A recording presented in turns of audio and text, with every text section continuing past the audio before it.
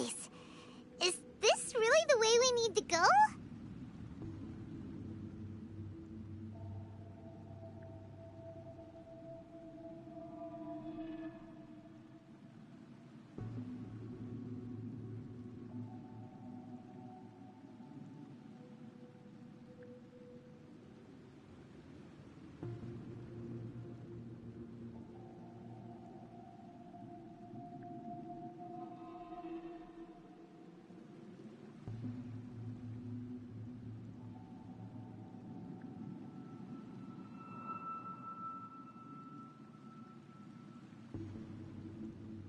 Wow. Who would have thought there'd be a place like this hidden right slap bang in the middle of the city? The sages wanted to realize their god creation plan without being discovered. The safest and most convenient way would be to build within the academia itself.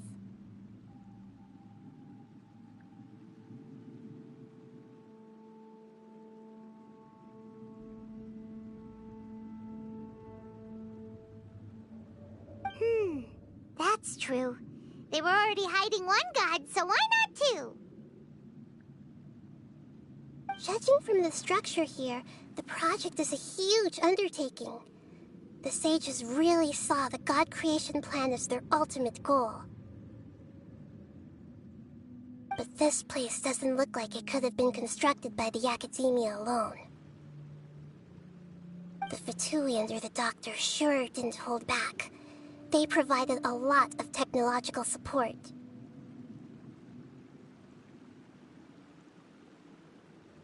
Yeah, or else they wouldn't have been that generous. Is that it, though?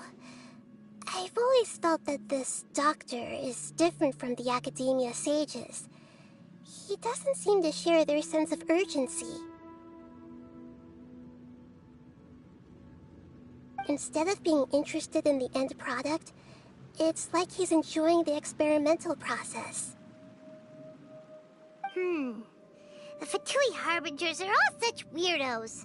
So, the Doctor being weird is actually normal.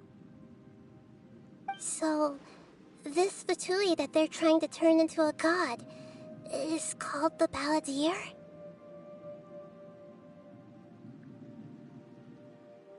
We had previously come into contact with his consciousness. He harbors particularly strong obsessions. One is the desire for a gnosis, since he was created to be the vessel for one. The other obsession is probably related to his past. I can't quite explain it. Paimon knows that he was a prototype puppet for the Raiden Shogun before he became a Fatui Harbinger. That's why he wants a gnosis so badly. There's no way he'd willingly be a test subject. Now with that temper and ego of his. It sounds like you know the Balladeer quite well. I see. Tell me more about him and what he's like. The more we know now, the better we can plan for and react to any future situation.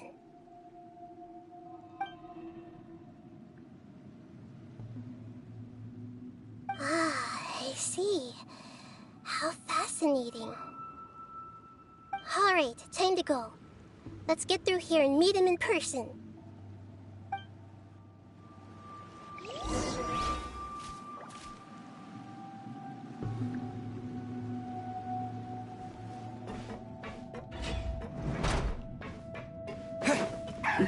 Work time! No more time to work! Coming to me! Not breaking a sweat! Good work! Finished. Let's end this quickly!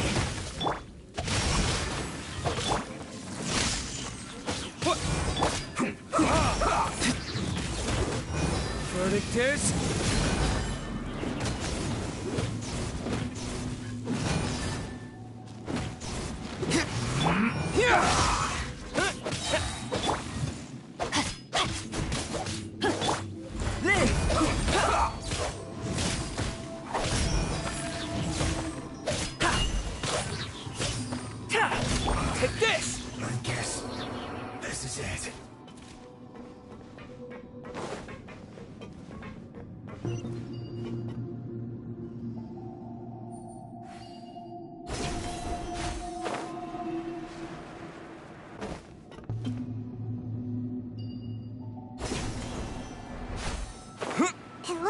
can climb up these pipes.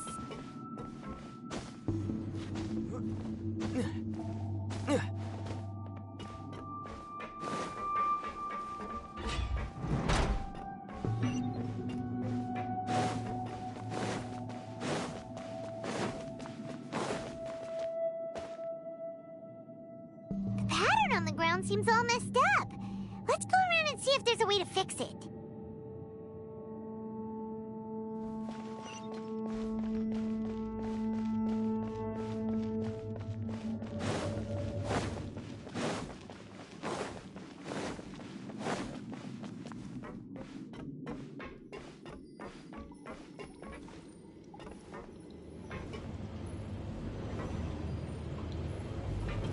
It seems to have stopped.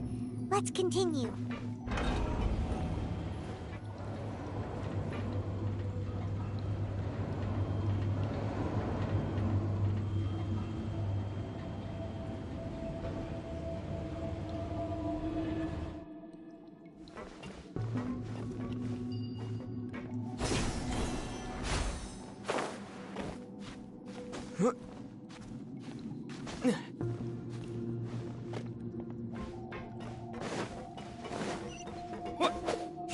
No more words. Yeah. Let's end this quickly.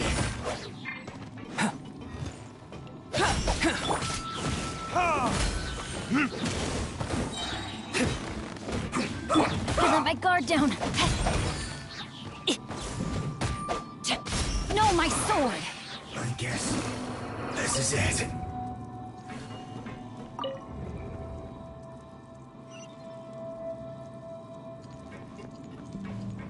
Body and mind.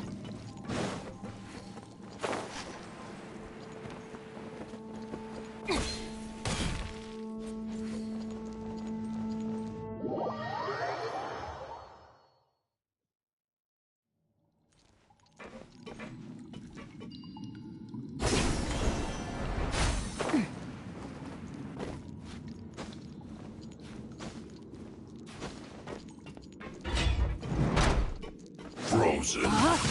Crisp, you'll get frostbite. Flash frost. Lightning Freshness preserved. Chill to the bone.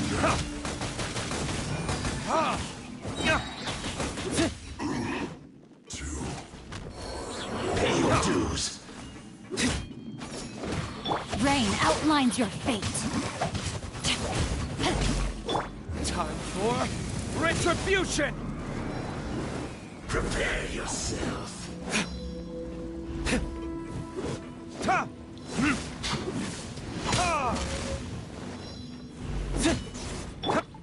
Leaving so soon.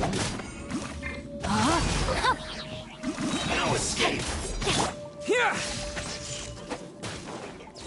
What? Yeah! Can't run from death.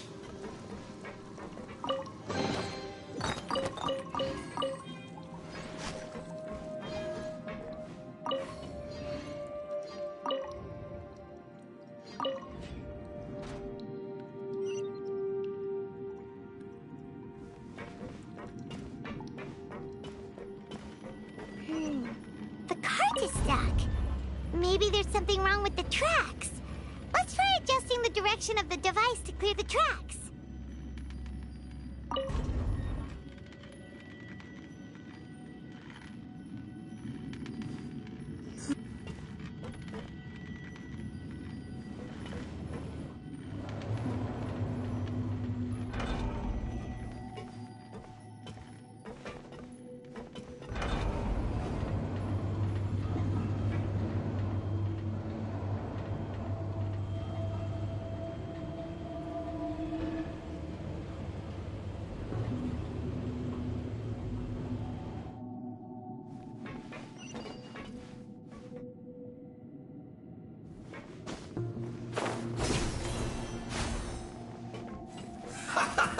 Lightning flash! Let's move. Rain outlines your fate. Shouldn't get careless.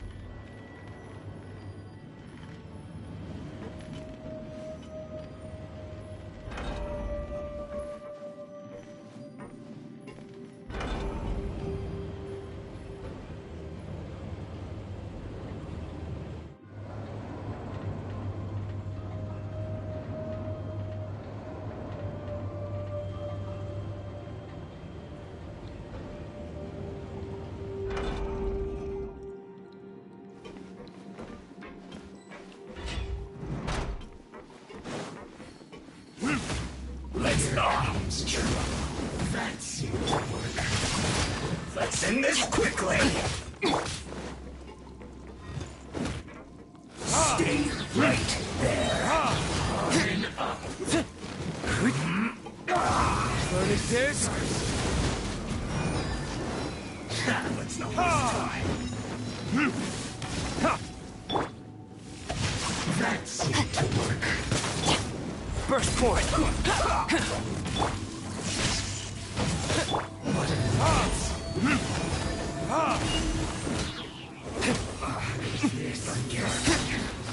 This is trouble.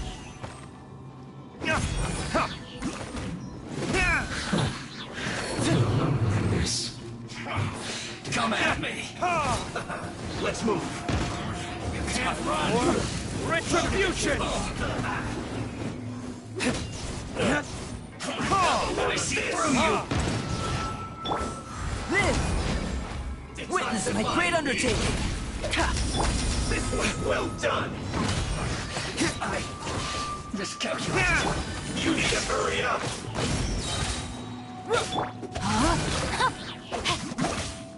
Roasted fried. Unfortunate fault. Cook this through.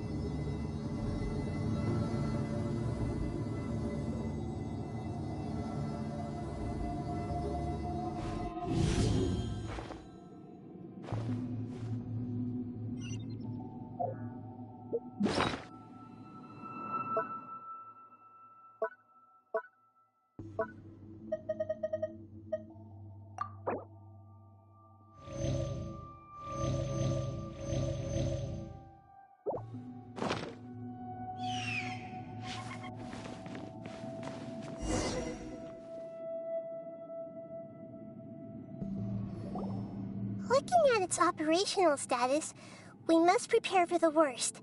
The god they wanted to create is likely close to completion or already completed.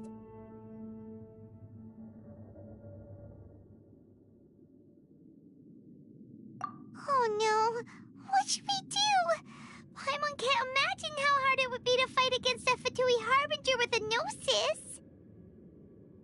Are you nervous, Paimon? If you really want to know, of course Paimon's nervous! Aren't you too, Nahida? Yes, I am. This is probably the first time I faced with a calamity of this degree since my birth. I feel not just nervous, but curious as well. Curious? Curious about what? Curious about our fate. To me, everything we perceive in this world, everything we learn, and everything that happens to us is considered knowledge. And if it's a form of knowledge, then it can be understood. However, only fate is about that which has yet to occur, so it has always drawn my curiosity. So to me, Fate is the ultimate knowledge. That's also why I love observing humans and all the things that happen to them. It all brings me great satisfaction. And now, at long last, I'm not just an observer anymore. I will personally experience my own fate with you by my side. Isn't this such a wonderfully exciting thing? Ah, so that's what you mean. Paimon thinks she understands what you're feeling.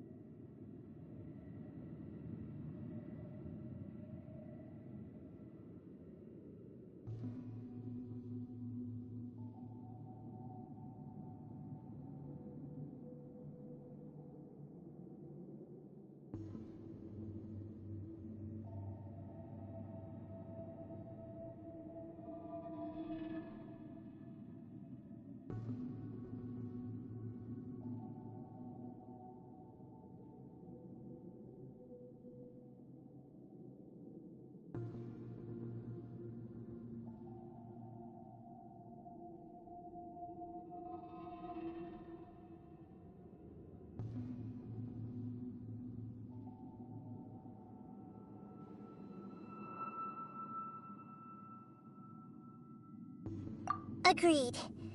Okay, let's continue on. I can sense his aura from here.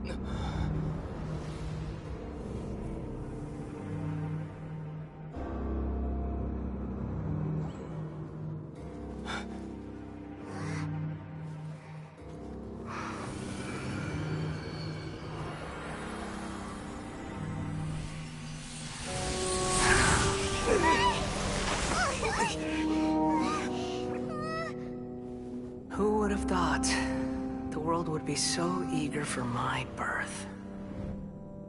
I remember you, Booer, the god of wisdom, and standing beside you, the traveler. Is he all-knowing and powerful now, like Greater Lord Rukkhadevata?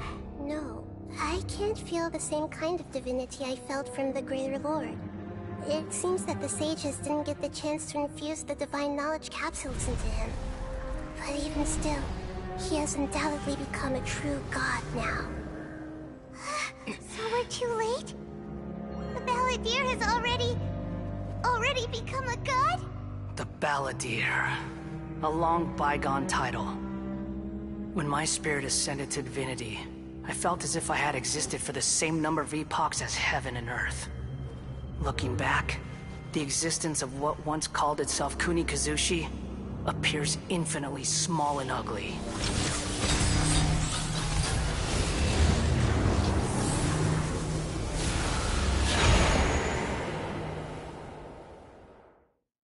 This imposing aura, it really feels like the gods!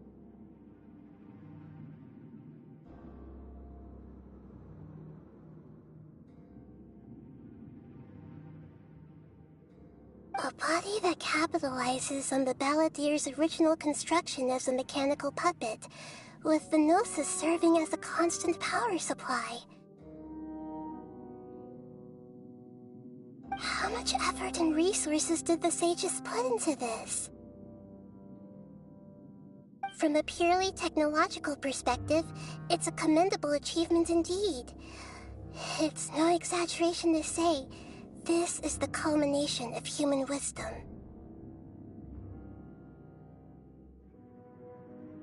You sure are something! Dishing out compliments at a time like this? But I don't think he's reached the spiritual height of a god.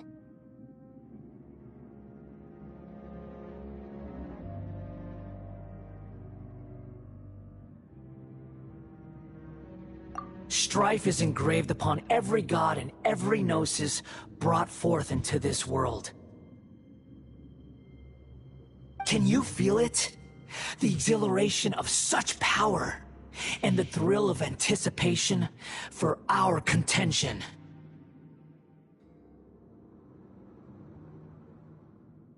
Nahida wouldn't feel the same things as you!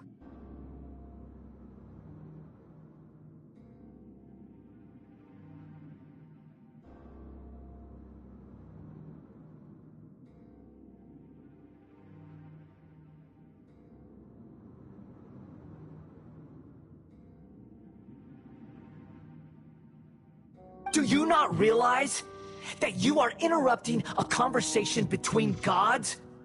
Lowly creature, know your place.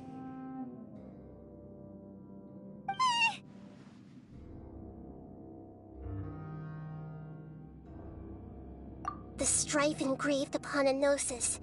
You're talking about the Archon War. Tevat's current peace was not easily won. I didn't personally participate in the Archon War, but the way I see it... All those losses were meaningless, driven by the demands of the laws. There's no point in bringing it up again. Is that so?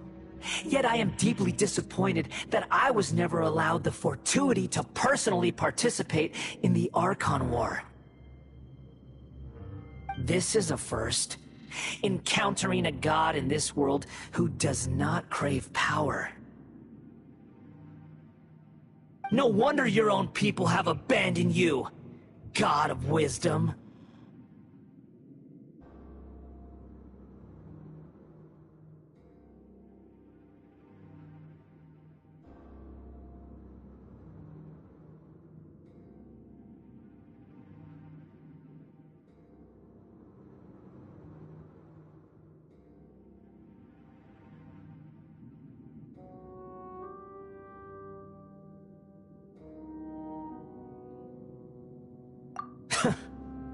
Your judgment is as your existence, unsubstantial. This is where everything ends, Booer, the God of Wisdom. You should know that wisdom cannot solve every problem. Like now, where your only option is to face me in combat.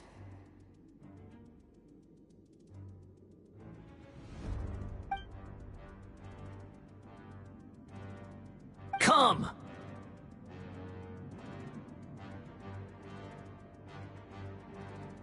Let us reenact a scene of the Archon War. Come and inaugurate my birth as a god.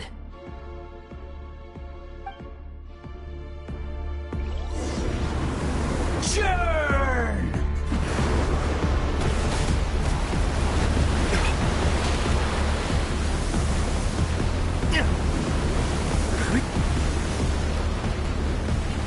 Feeble human! Come into being!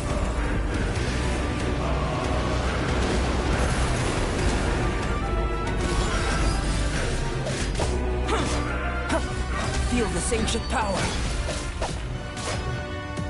Insignificant past!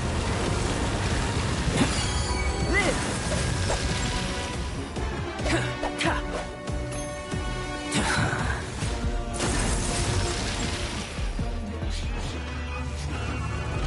Come into being! At my command, you shall fall! Learning kids?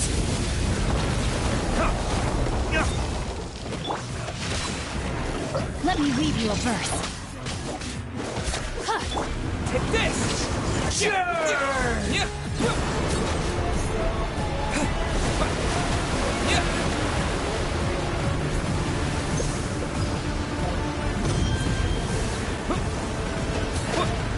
Feeble human!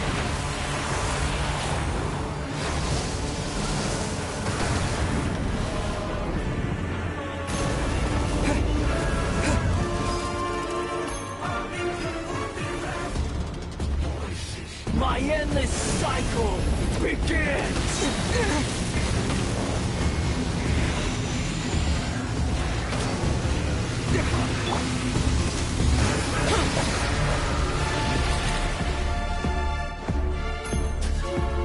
No, my sword! Churn! Time to act. Lightning flash! Thunderclap!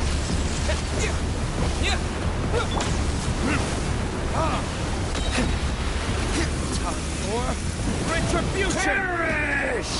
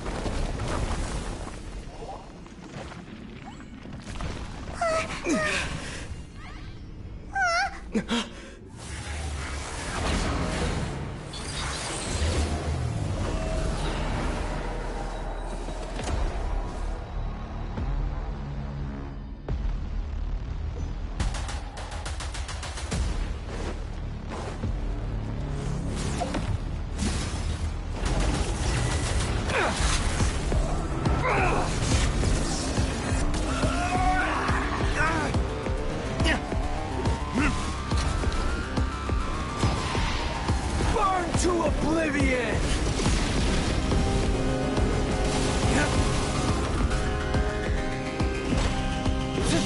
Filth!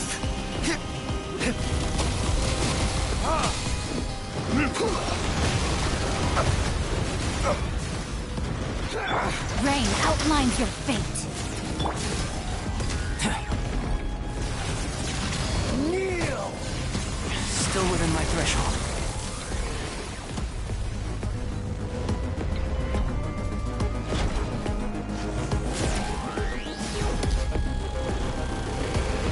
Reality is pain!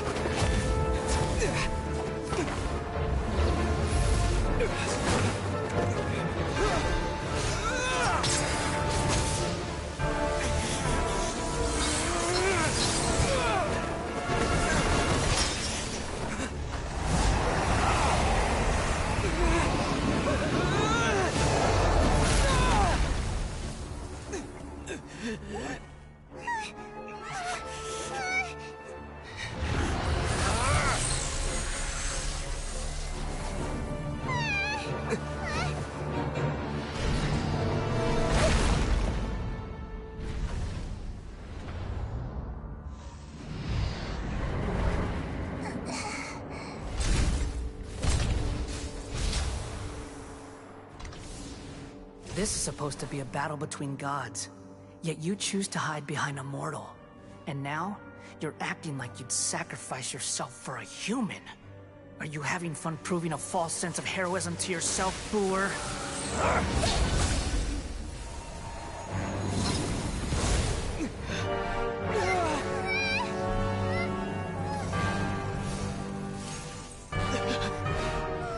The data collection is almost complete.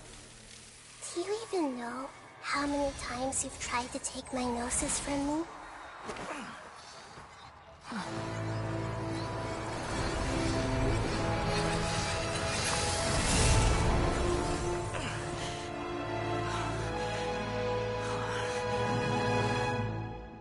We just concluded the 168th loop.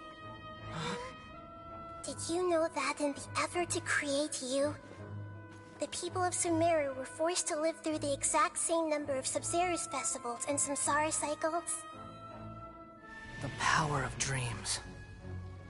When did you use it on me?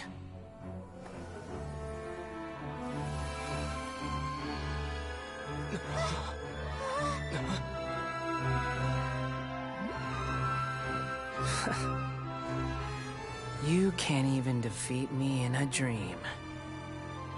What do you hope to achieve with this little trick? Come, Traveler. Just like before. Allow me to awaken the memories in your dreams. All that battle experience! It's more than that. Compile everyone's wisdom in the name of the Archon. That is the original function of the Akasha. I've sent everything that happened just now to the people of Sumeru in the form of knowledge. I've asked them to help you find a way to defeat the false god.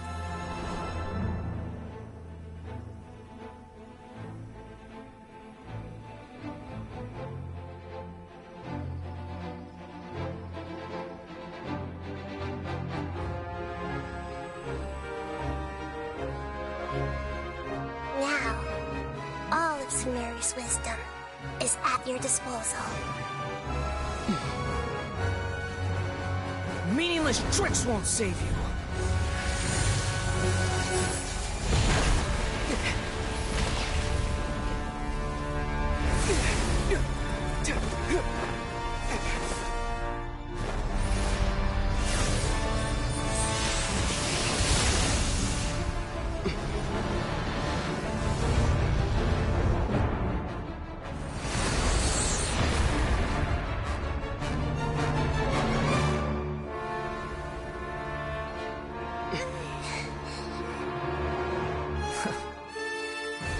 Are you done with your tricks? Can I finally take this as a real battle between gods? I'll leave give this to you. The first sage of Boor.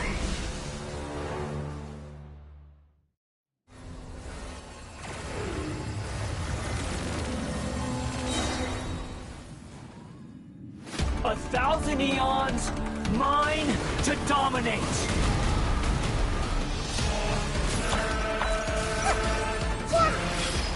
Burn To oblivion!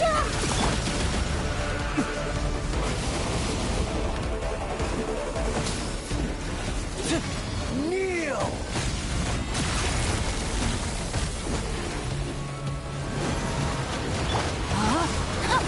Witness the power of Gugwa.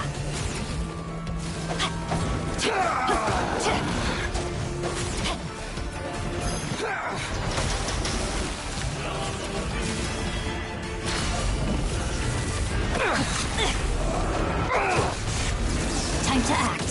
Body and mind. Committed to memory. Ha!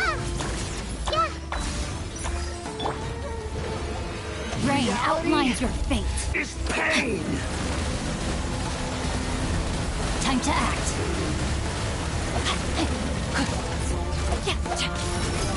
Body and mind. A minor Good setback. riddance, cruel world.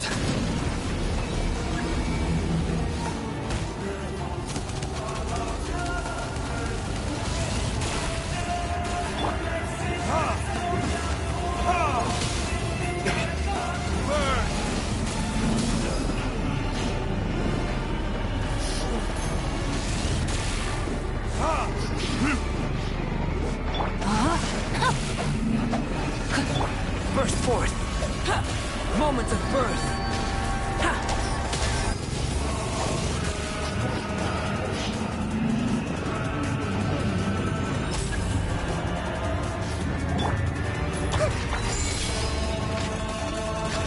Your new god awakens! Now, your eyes have been opened.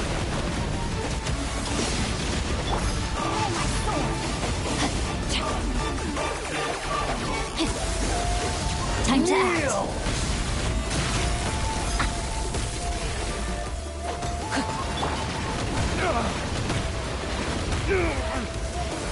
Tremble!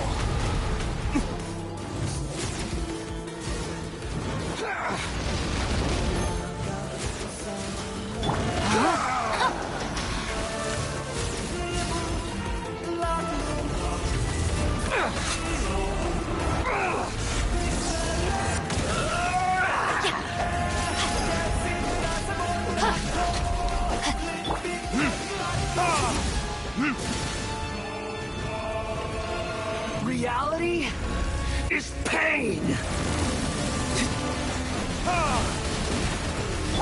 Lightning flash!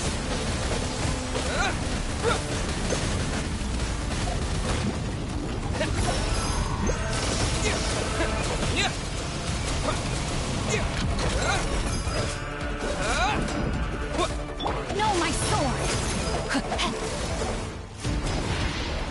Burn to oblivion!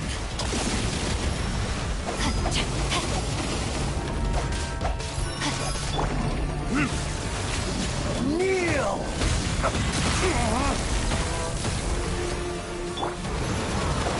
Not good.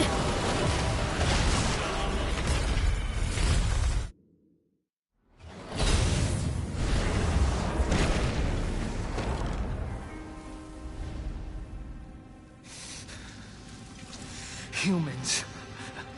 Filthy humans.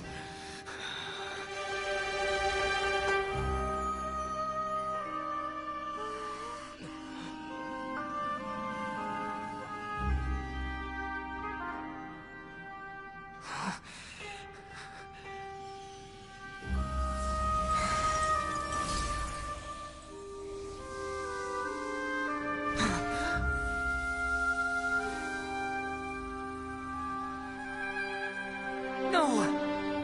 Wait! Please! Anything but the gnosis!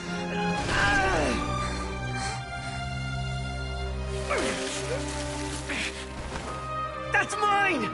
Don't Don't even try! I'll never go back!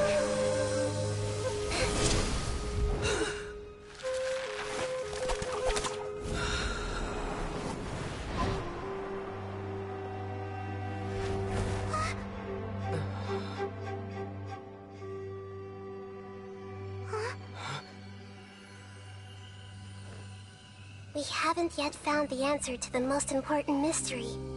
Irminsul is still waiting to be saved. With the power of another Gnosis, we may now finally understand the last memory of Greater Lord Rukkhadevata.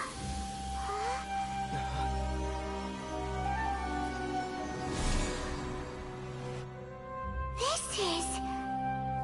That's right. This is the last memory of my predecessor.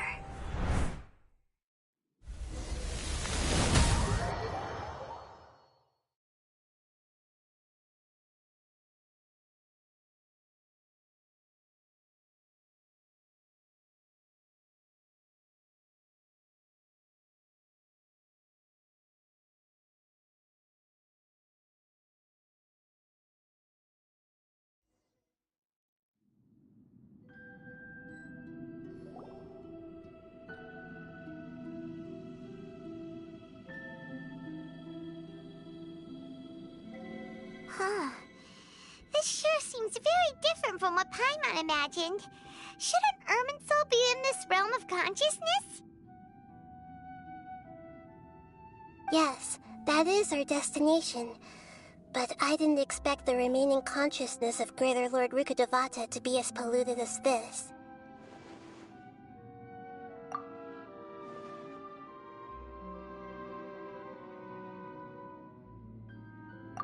Forbidden knowledge? It seems you know about a concept that even I don't completely understand. Could you tell me what you know?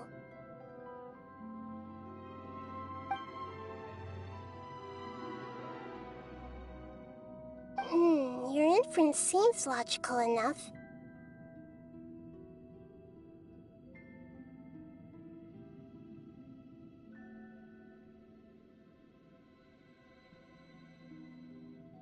Forbidden knowledge once polluted the desert thousands of years ago, but was successfully repelled thanks to King Deshret's self-sacrifice, and Greater Lord Rukkhadevata nearly exhausting her power.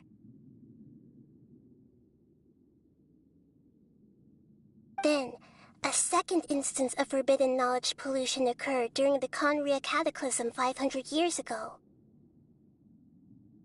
But I'm afraid it is much more serious this time, with Irminsul itself already in danger.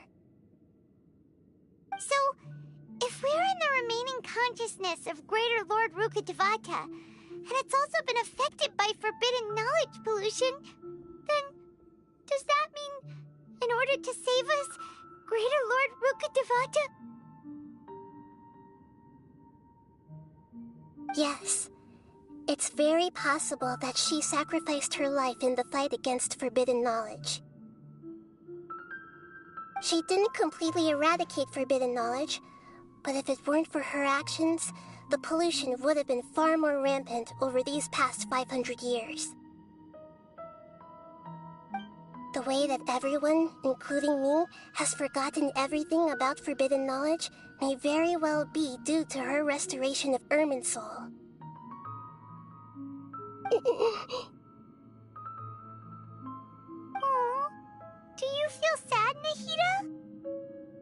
I'm just sharing her pain. The pollution of her consciousness here is severe. There is madness, chaos, and pain all around us. Did she fight to resist the forbidden knowledge pollution in such terrible conditions, all the way up to her last breath?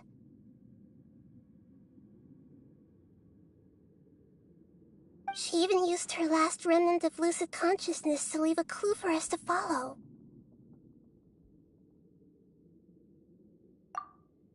Yes, her words were distorted by forbidden knowledge, so that's all we could hear. But now, we have a chance to find the answer to this mystery. We can cross the polluted consciousness until we found the right path to meet with our lucid consciousness. And then, we'll let Greater Lord Rukkhadevata tell us the truth in person. Each of us need to be mindful of the state of our own consciousness while we are here.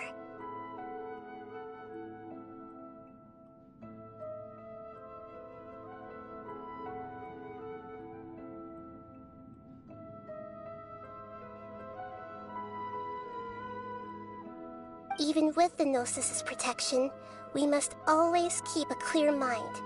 Otherwise, we could go mad at any moment.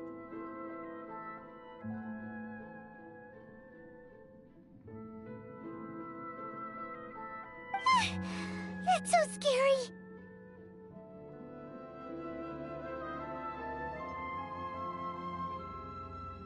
Don't worry, it should be easy enough for you to keep that mind of yours clear, Paimon. Let's go.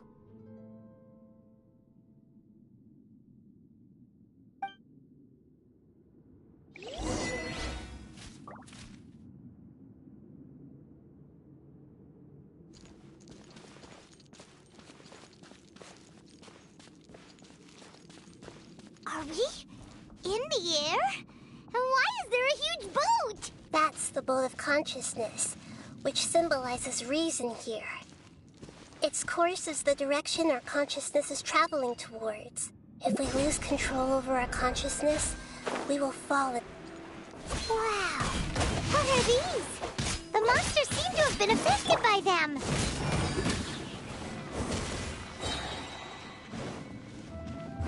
Verdict is...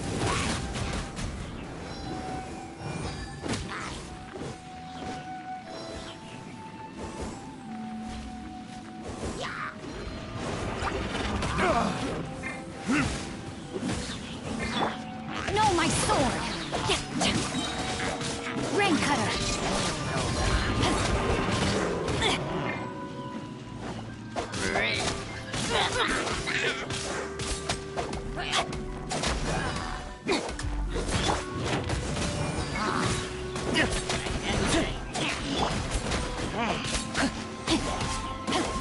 Take this! Bellowing thunder!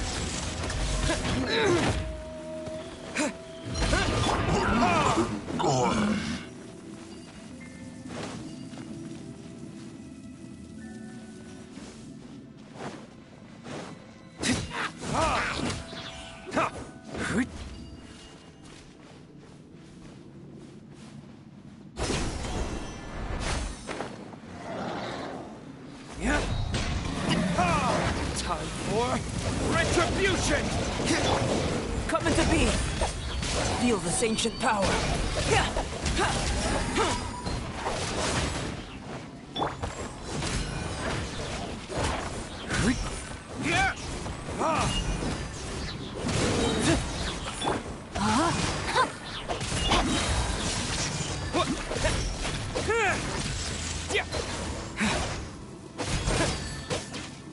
Look! A four-leaf sigil has appeared in the sky!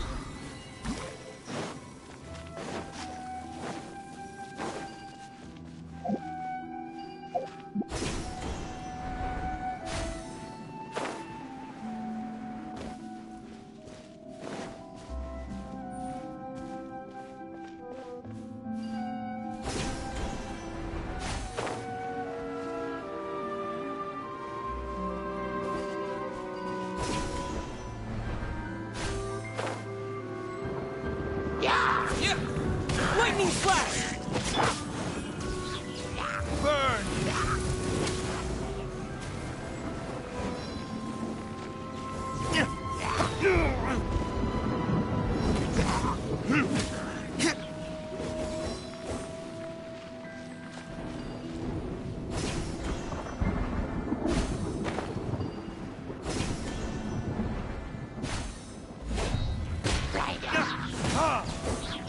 Rain outlines your fate. Witness the power of Guhua.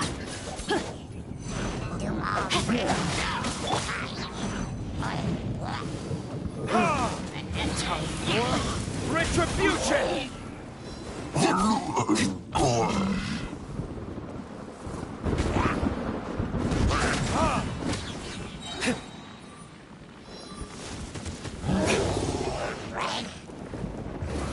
it is?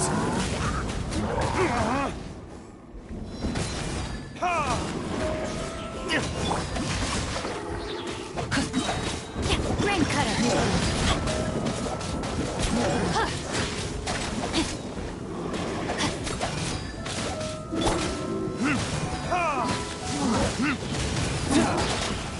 Is that all you've got?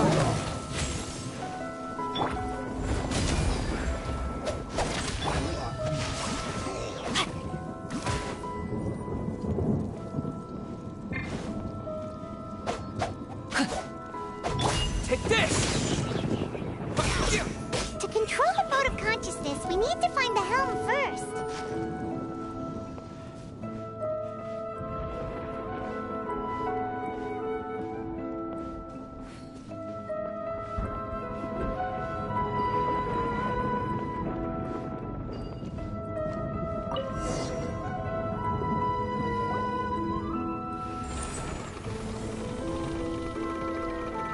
We changed direction. Are we still going the right way, Nahida? Mm-hmm. Judging from the current route, the boat of consciousness will soon take us out of here.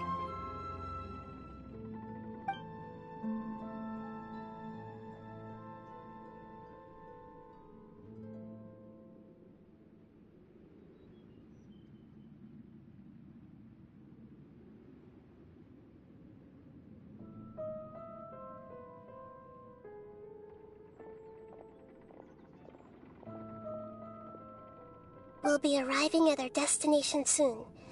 How are you feeling? Are your minds still intact?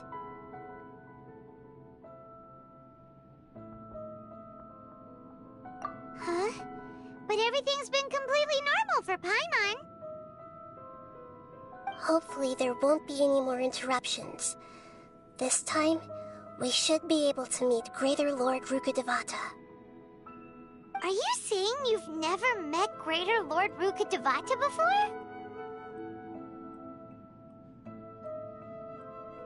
No, it seems that my birth and her death took place at the same time. Otherwise, I think she would have given me a little more guidance, and I could have done a better job.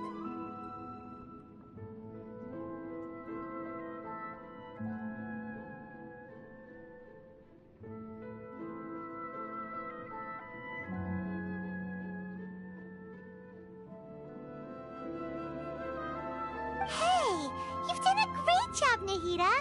Let's get out of this creepy place and go meet her.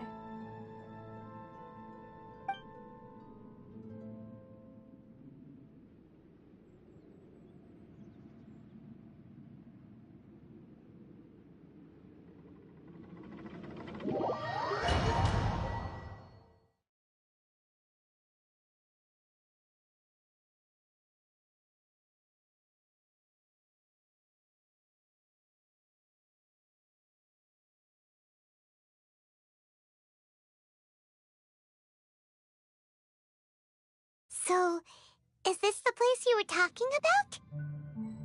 The base of Irminsul?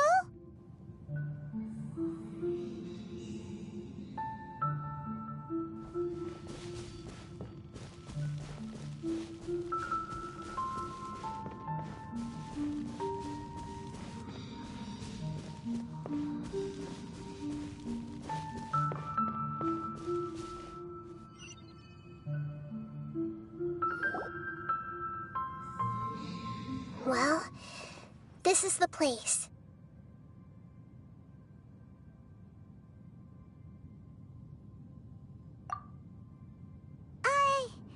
We're here to find Greater Lord Rukkhadevata, right? But the one standing over there is... Is that... me? She looks exactly like me. Are you Greater Lord Rukkhadevata? Yes, that's me. Are you surprised by my appearance?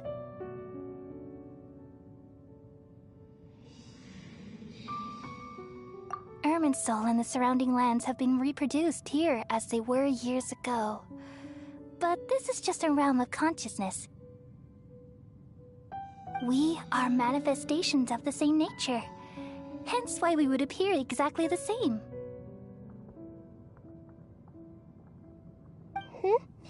We're of the same nature. Why? Because you are me, and I am you. You are me in the new samsara. The new samsara? As Greater Lord Rukkhadevata, I'm the avatar of Irminsul, and you are the purest branch snapped from Irminsul. Imagine it this way. Even if a tree dies, its branches will eventually take root and grow, continuing the tree's life in another form. I'm merely the remaining consciousness of Greater Lord Rukkhadevata. The real me has presumably died a long time ago.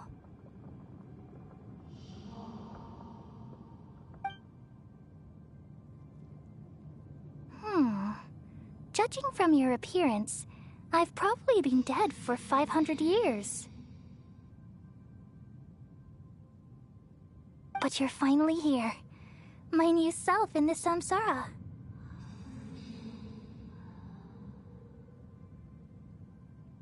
If this is true, then am I going to be a great Archon like you someday?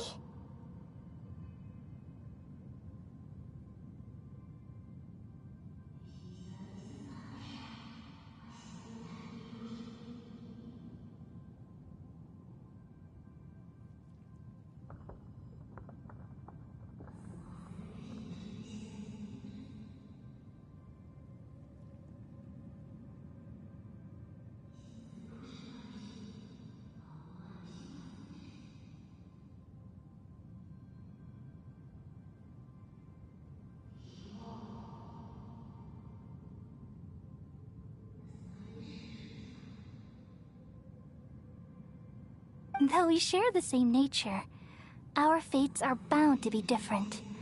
All things have their own fate.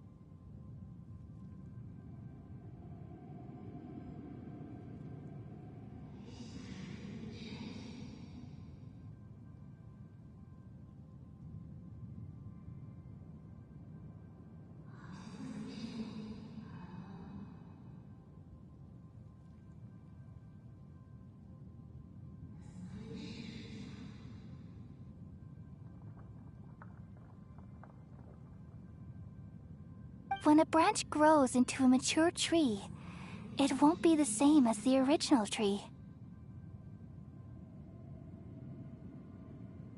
That's why fate is the ultimate knowledge, isn't it? That's a great insight. Yes, very good. It's also precisely why you won't become like me. Really?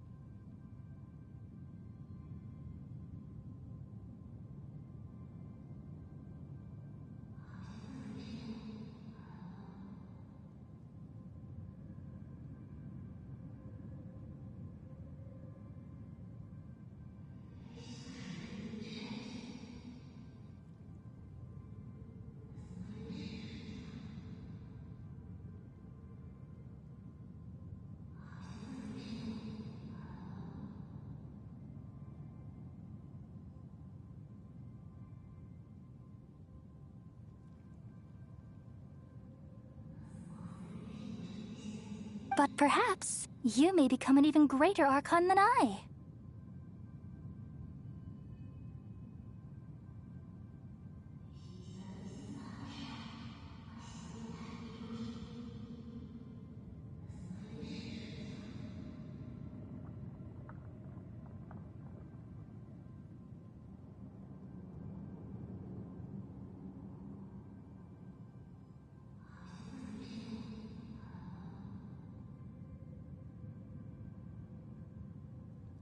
I already see a determination in you that I didn't possess in my time, and the future that it leads you to will be yours alone.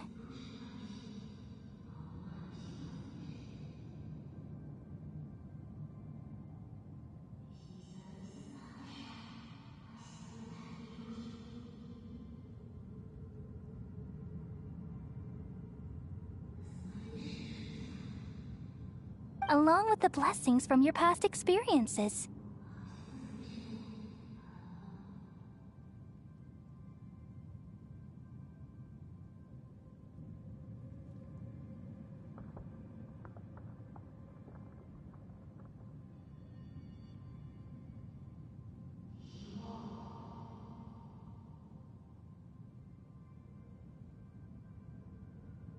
Don't worry. The growth of wisdom is like that of a plant. You only need to wait quietly for the flower to bloom.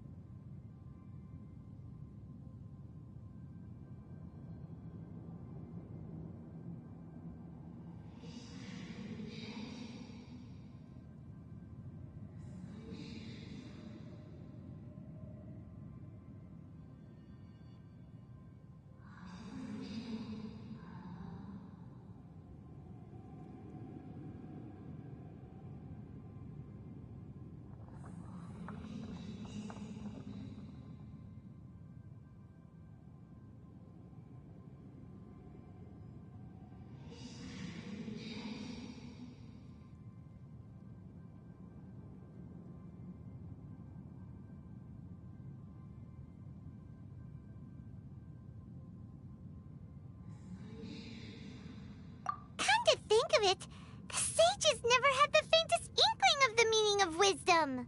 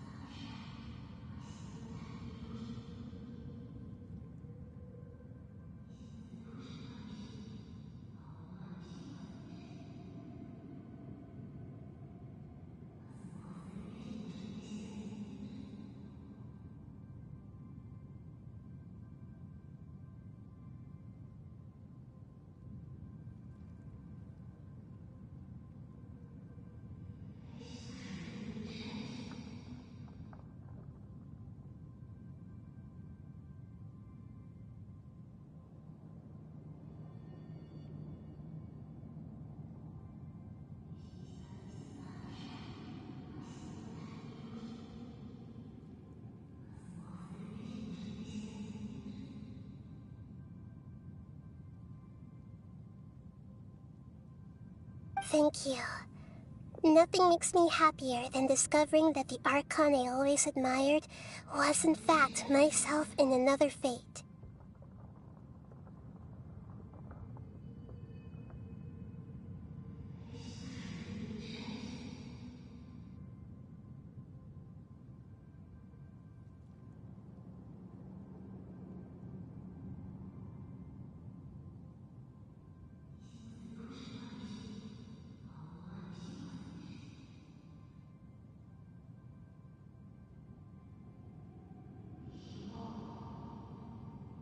It's so nice to speak with you, Greater Lord Rukkhadevata. I've always wanted to meet you.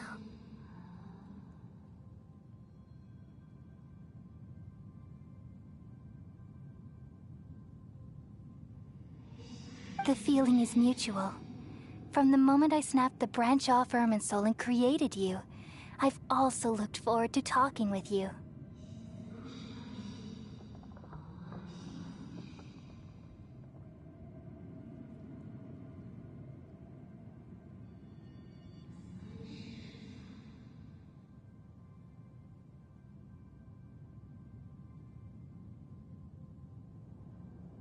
Could you tell me why you wanted to create me? And what exactly happened when you died?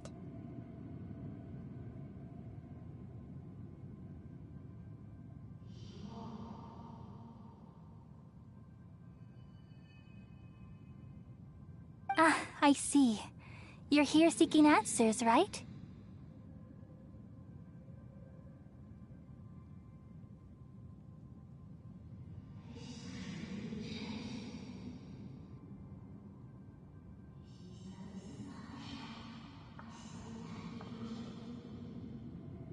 Everything that day, even the sky itself, changed into a color like this.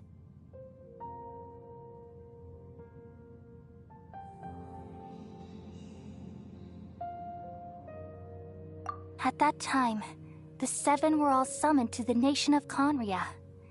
Except for me. I had a more important task to attend to. I had to protect Irminsul. The disaster occurred together with the pollution of forbidden knowledge. At that very moment, with my consciousness connected to Irminsul, I sensed something was wrong. The pain started to torment my mind. By the time I reached Irminsul, it was already displaying signs of corruption. Had I not repelled the pollution of forbidden knowledge with King Deshret thousands of years ago, I might have felt even more hopeless and lost. So what exactly is forbidden knowledge?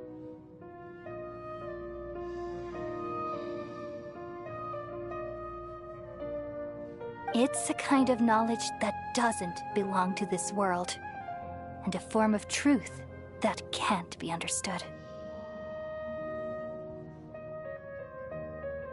It came from the very bottom of the abyss.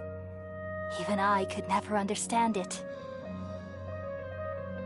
The world is constantly rejecting it, leading to all kinds of bad phenomena. If we allow forbidden knowledge to pollute Irminsul, I'm afraid the entirety of Teyvat could fall apart. So, there's knowledge that even the God of Wisdom can't understand? At that time, I knew I couldn't repel the forbidden knowledge with my strength alone. Which is why I created a device that compiled human wisdom and named it the Akasha.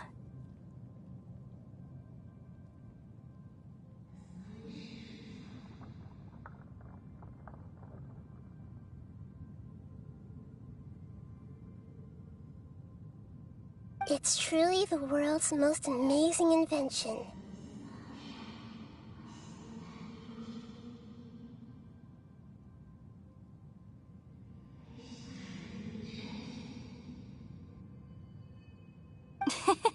Thank you. For a long time, I thought dreams were the fruit of human wisdom.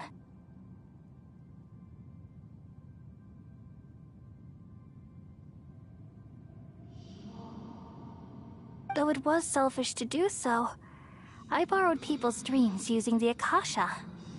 Then I compiled their wisdom and all of my own power.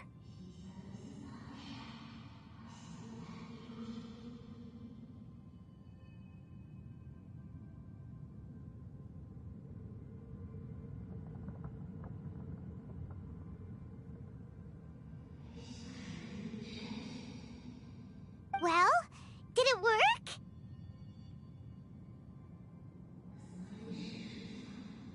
Thanks to the wisdom of the people of Sumeru, almost all the forbidden knowledge was cleared from Irminsul. But things didn't go as smoothly as I thought. I had a terrible headache, which gave me an uneasy feeling. And then I remembered that my consciousness was also connected with Irminsul. It brought me knowledge and wisdom, but vile corruption as well. From the very beginning, my existence had been polluted by the forbidden knowledge.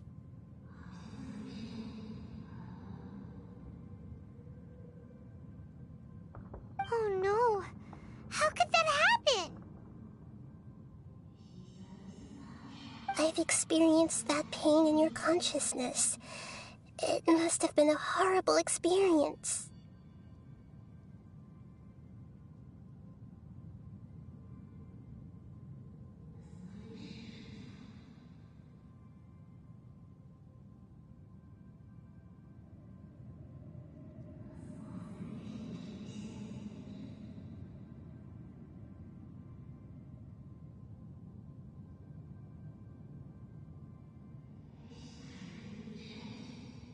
Yes, but my feelings weren't important.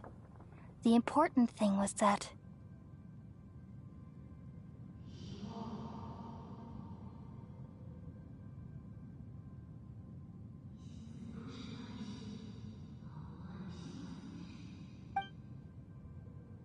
even if I died, my existence and everything related to me would continue to exist in Irminsul as memories and knowledge, meaning that the forbidden knowledge couldn't ever be permanently eradicated.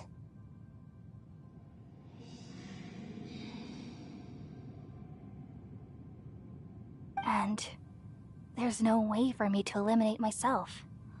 It would be a sort of paradox.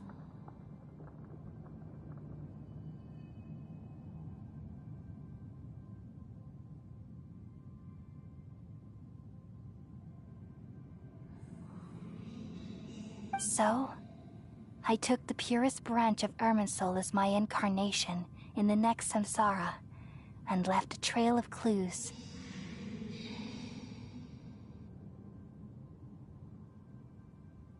All in hopes that you would come here and remove me and my pollution from Irminsul forever.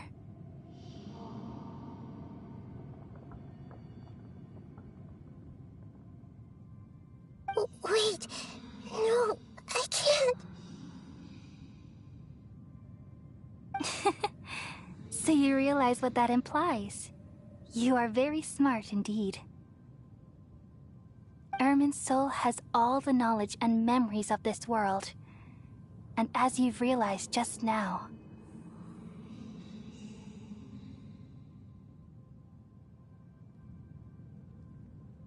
removing me from Irminsul means I essentially will never have existed in this world. But this is the only way to save Irminsul. People love you so much, and they've missed you so much over the past 500 years. I am exactly the same. So how can we just forget you like this? Is there really no other way? There must be something else I can do. You're the god of wisdom, Boer. You should know that there is no other way. But this is so cruel. I don't want to forget you. No need to feel so sad, Boer. As someone who delights in wisdom, you should feel joy at finally finding the answer. These are the words in their entirety. The answer you've been seeking all along. Let the world completely forget me.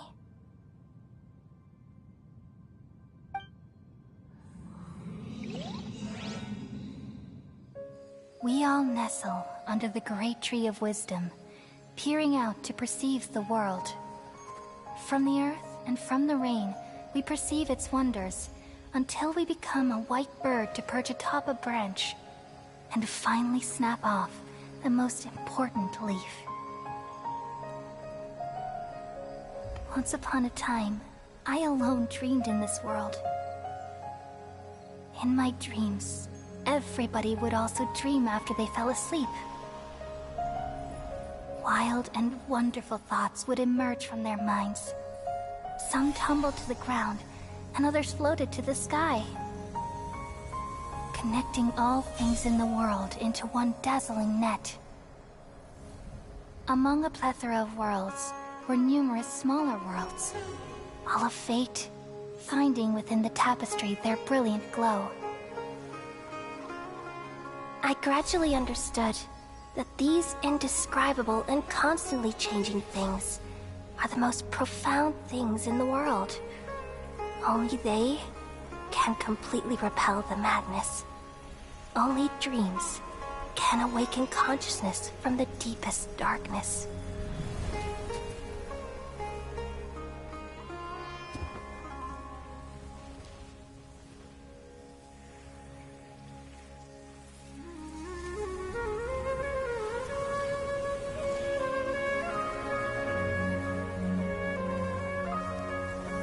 I'm the one who posed this question, yet also the one who sought a solution. Saving the world with the dreams of the people used to be my answer. And now, you've also found your own answer, and I shall return all the dreams to the people.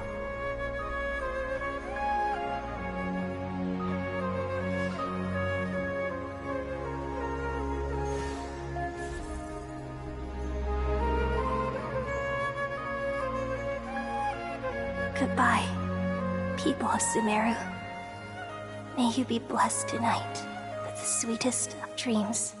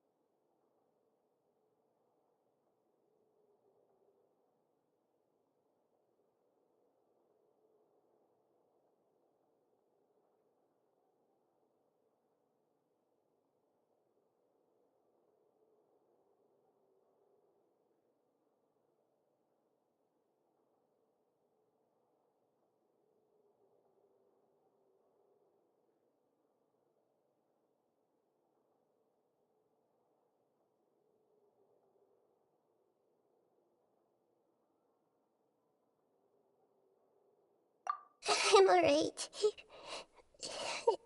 I'm just a little confused.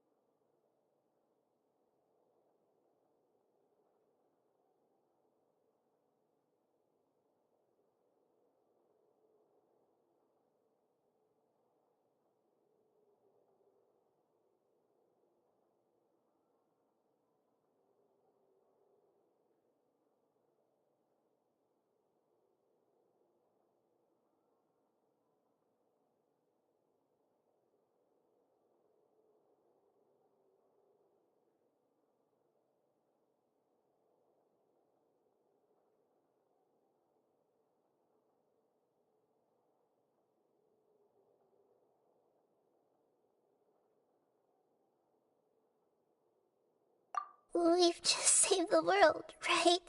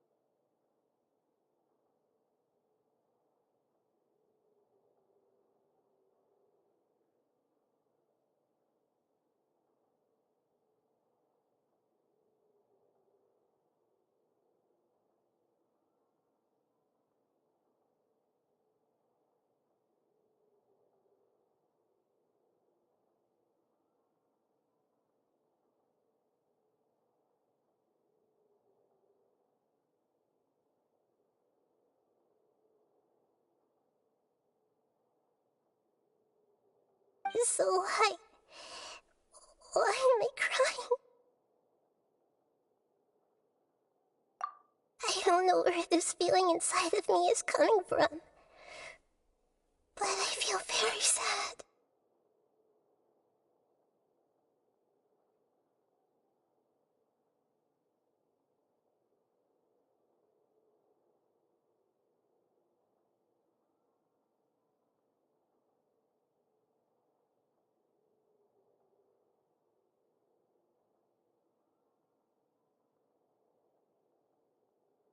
Just now, we used the power of two gnosis to successfully connect with the Ermin soul consciousness from 500 years ago.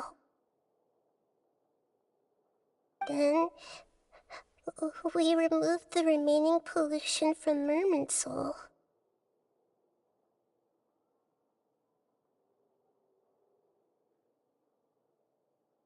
Yeah, what's wrong? Weren't you there just now?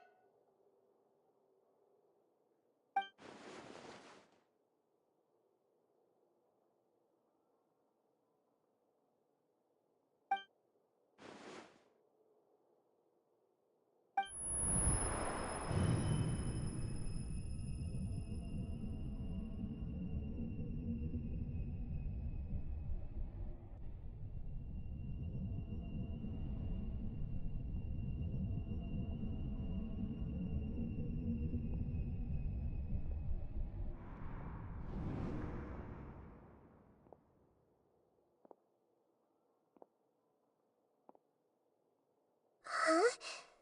That sound. Traveler! Paimon!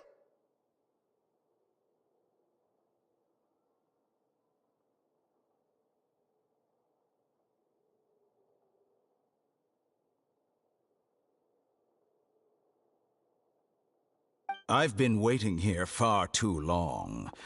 But finally I have the chance to be alone with you.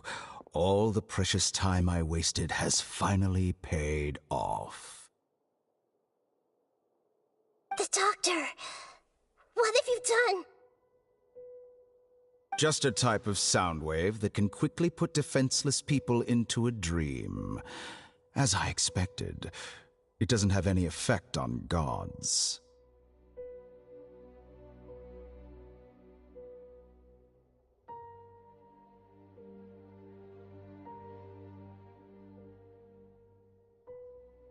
This is the only thing of interest I've found among the sage's research.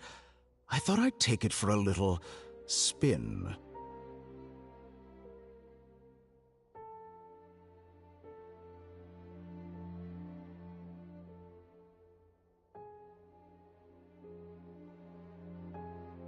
Don't worry. I know you would never forgive me if I actually killed them. I'm here to negotiate with you. Naturally, I won't do anything dangerous that could potentially damage our relationship. Negotiate with me? I heard you had already left Sumeru. Why are you here again now?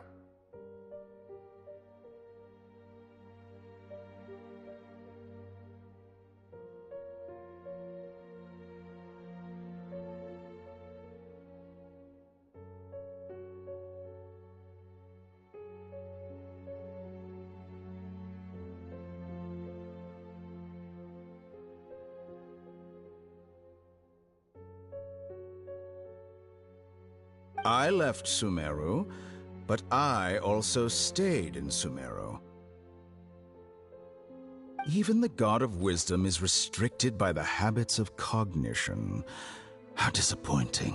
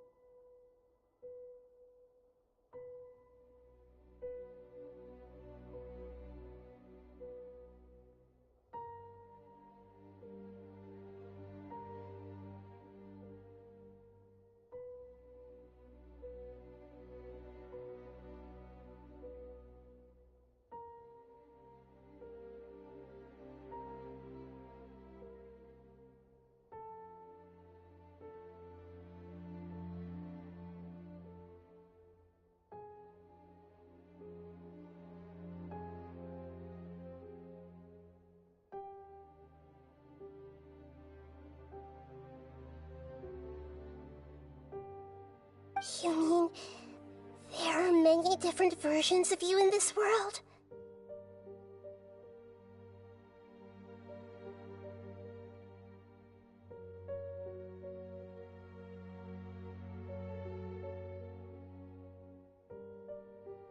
An astute guess.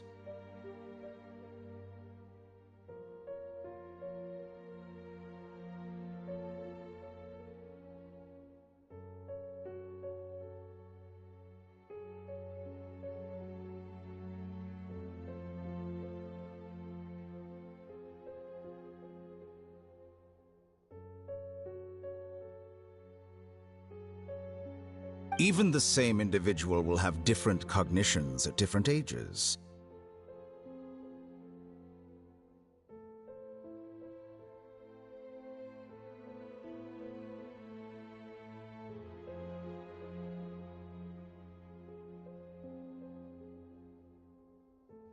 A long time ago, I made a major decision in hopes of preserving all my perspectives of how I observed the world.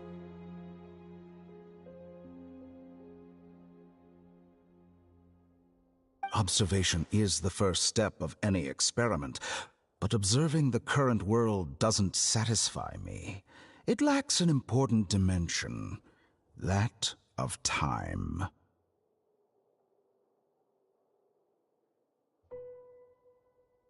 So I saved segments of all my ages and made them into independent individuals.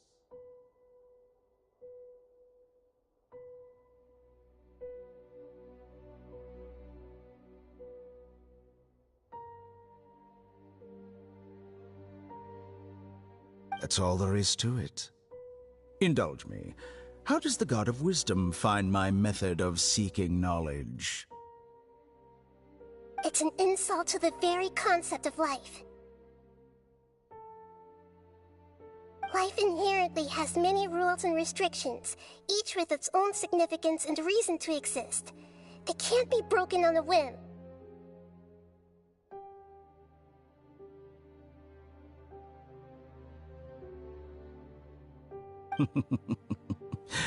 Good. Amazing, even. Indeed, it's difficult for humans to make peace with themselves, not to mention oneself from a different period. Since you were in the academia, why wait until now to show up? You could very well have stopped us and helped that fake god. Simple. Let me ask you this. Would any staff member ever help the subject in the middle of an experiment? It was my experiment, so why should I interfere with the results? The academia saw the plan to create a god as their ultimate goal, yet you only saw it as an ordinary experiment.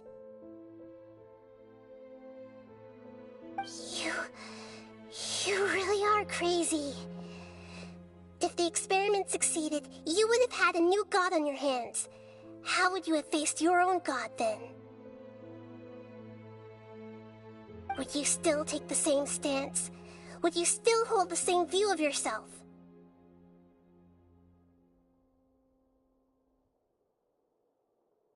I'm first and foremost a scholar. These results should be left to the judgment of the hypothetical me confronted with that outcome. But you're right. And that's exactly why I'm disappointed with the conclusion of this experiment. As an individual, you don't have any sense of belonging. You seem to have even fewer convictions than a typical scholar. Oh no, I certainly have my own convictions. They just don't fit your standards, that's all. All right, that's enough conversation for today. The experiment is over, and it's time to tidy up the equipment and reclaim any useful materials. For example, the Gnosis.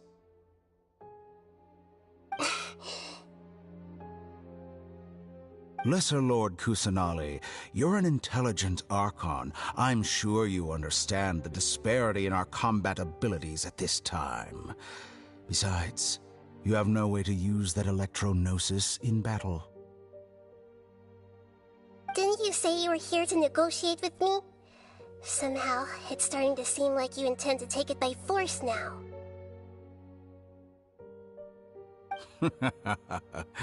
I'm merely stating a fact. After all, I'm also a scholar. Naturally, I hope to show proper respect and dignity to the God of Wisdom. Your hypocrisy is built on absolute confidence. I understand your scheme, but...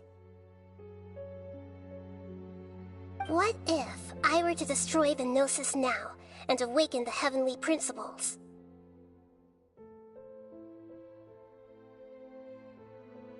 Awaken the heavenly principles?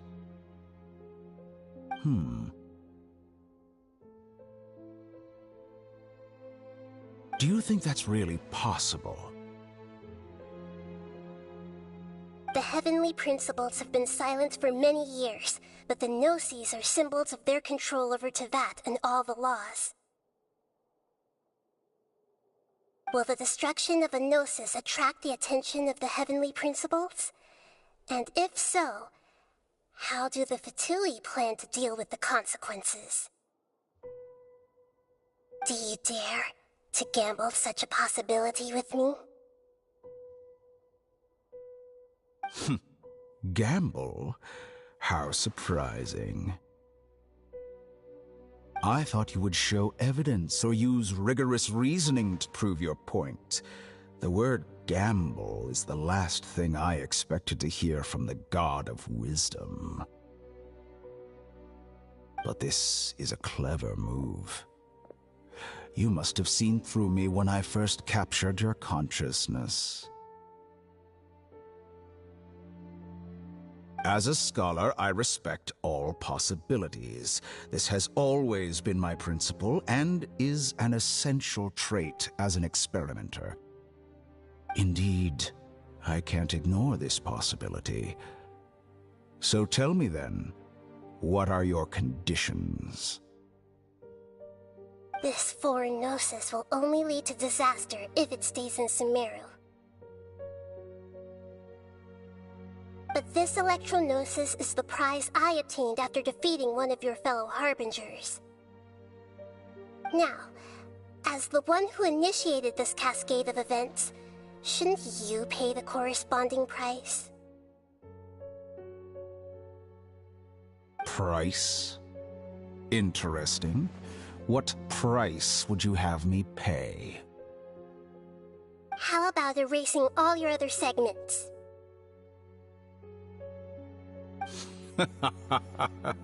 So this is how you wish to restrict me, the most threatening opponent of the Nation of Wisdom. What you request of me is like plucking out the eyes I have placed in the dimension of time. Segments are extraordinarily difficult to make. They require extremely rare resources and enormous amounts of time and effort, requiring me to destroy them all here and now. Bravo. A suitably wise decision on your part. Yes, how very interesting. Can I assume that you have long been wary of me? Among all the versions of me, this segment you see now is the most selfish. If it weren't me, your idea wouldn't have worked. What did you see when you were imprisoned? You were observing me, and that's how you know I've long grown tired of their doubts and endless arguments.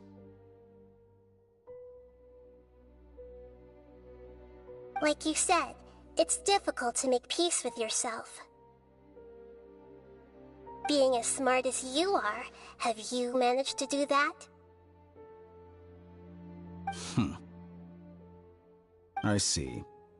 If you think all those versions of me are worth a gnosis, then deal. You sure didn't hesitate much. Is the relationship between all the versions of you really that bad? I don't think there's any need to dwell on that. The surplus versions of me can be exchanged for a gnosis. Do you think anyone can offer themselves at a higher price?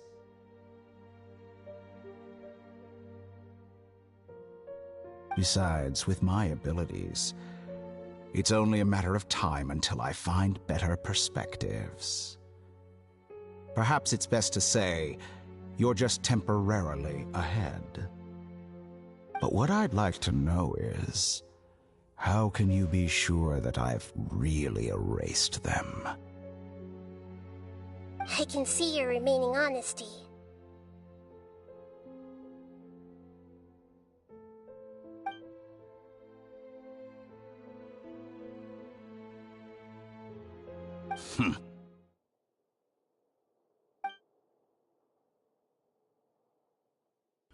What a ridiculous decision! You can't be serious!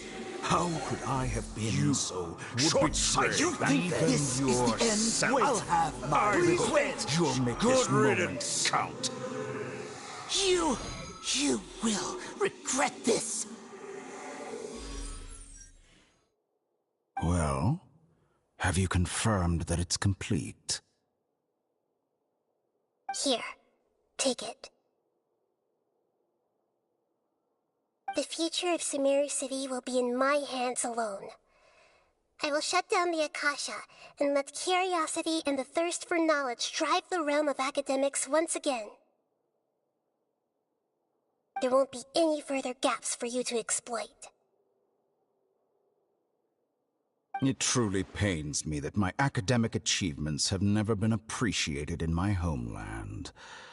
Of course, I have no interest in being rejected by this city for a third time. Another chess piece. And where is your dendrognosis? Don't be greedy, Harbinger of Snezhnaya. No, this is a different transaction. If you intend to turn off the Akasha anyway, then there's no further use for the Gnosis of Sumeru, is there? Besides, isn't it the Archon's duty to deliver what's desired of the Seeker? Oh, judging from your expression, you don't seem to find the idea very agreeable. Then let's think of it this way. Since you're the god of wisdom, how about I exchange some knowledge with you? People exchanging knowledge with the god of wisdom is the stuff of legends. Yet here you wish to exchange knowledge for the god of wisdom's property. Arrogant as that is, it has piqued my interest.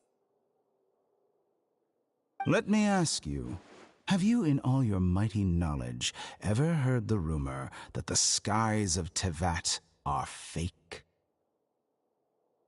Huh? That's the secret hidden by Irminsul concerning the truth of this world. Once I finish telling you about this, it will be time for me to say goodbye. With negotiations, we've all gotten what we wanted. I'm very glad I got to meet you like this. Your arrogance may know no bounds, and convictions may mean nothing to you. But I'll still listen to what you have to say.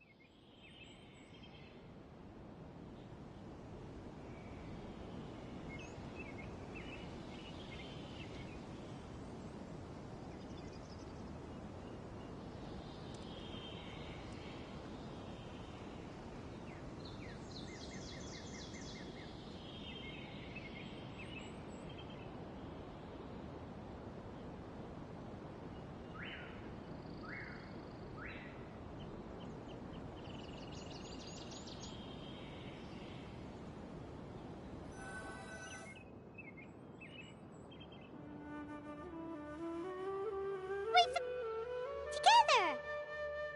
Okay. Wake him up.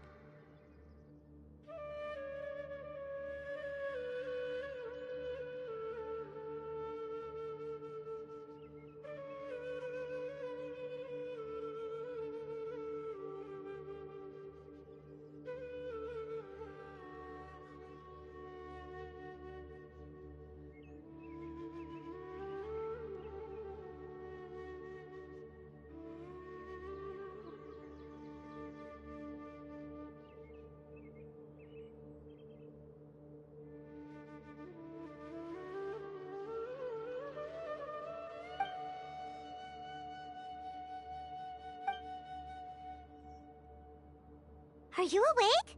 Kali says it's time for breakfast. Come on, get up! Good morning! How are you feeling today? Good to hear. It looks like we've recovered pretty well. Not even Tainari could stop us from going out now, right?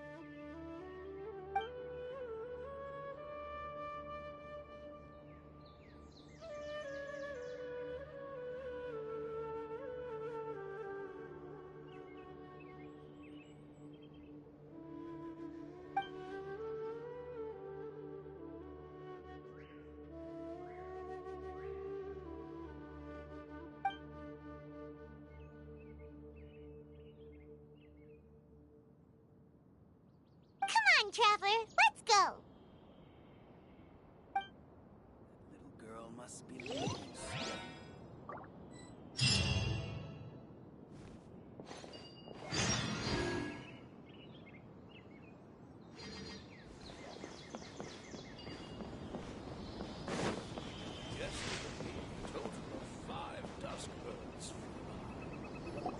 Good morning. Looks like you're awake. Yep, yep. I prepared some breakfast today. Please have a taste. I hope you'll like it. It's nice to have you here so we can eat something yummy. Well, now that I've recovered from Elazar, I'm feeling better than ever. I can even prepare 4 or 5 meals a day now. And Paimon bets they're all delicious.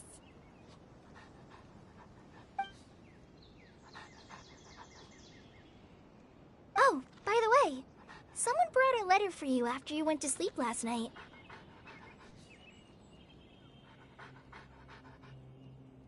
Nope. Paimon wanted to read the letter with you after you woke up. So Paimon didn't open it. Alright, let's read it now. Oh, it's from Nilu. Ahem. We're going to hold a feast at the Grand Bazaar and celebrate Cyano's reinstatement as the General Mahamatra. As heroes of Sumeru, please be sure to attend. I'll wait for you. The date of the banquet is written on the back. It's in 2 days. Oh, I've also heard that you've become heroes here as well. That's amazing. Sometimes I'm really envious of strong and confident people like you. Oh, you're embarrassing me. Anyway, let's go to the Grand Bazaar to have a look. Oh, before you leave, be sure to inform Master Tainari.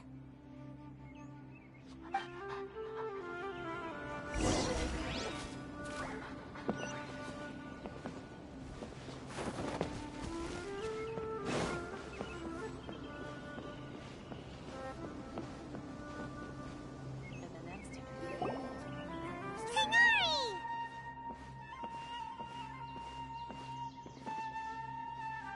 Good morning. How do you feel today? We feel much better. How about you? I'm recovering well. Thanks for asking. But from the looks of it, you seem to be already busy with work again. It's fine. I'm not that busy, really. The Elazar patients have recovered, as well as Hypatia. For now, I only need to tend to my Forest Watcher duties. It seems once Irminsul started getting better, everything else started to recover too. Yes, but there are still some residual effects. The withering is one example. Though it won't spread anymore, the existing zones won't just disappear. We forest rangers will still need to do the work. By the way, we have some good news. Cyno got his position back. This news is hardly new. He had already mentioned it to me before. Huh? You mean he was already here? Why didn't he come to say hi to us? He visited once, but he was afraid of disturbing you while you were resting. He just asked me a few questions and left. Then you probably already know all about the celebration feast.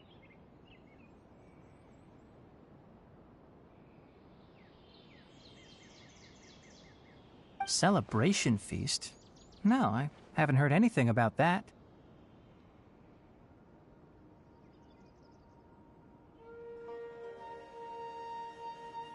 Huh? But didn't Nilu say in her letter that they would celebrate Cyno? He didn't tell you? Perhaps, or alternatively, he doesn't know about it either. Come to think of it, Cyno doesn't seem like the type who'd enjoy a celebration feast. He You and Kale are both Sino's close friends. Why don't you come to the feast with us?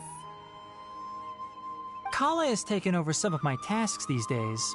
I don't think she'll have time for it. Not to mention me.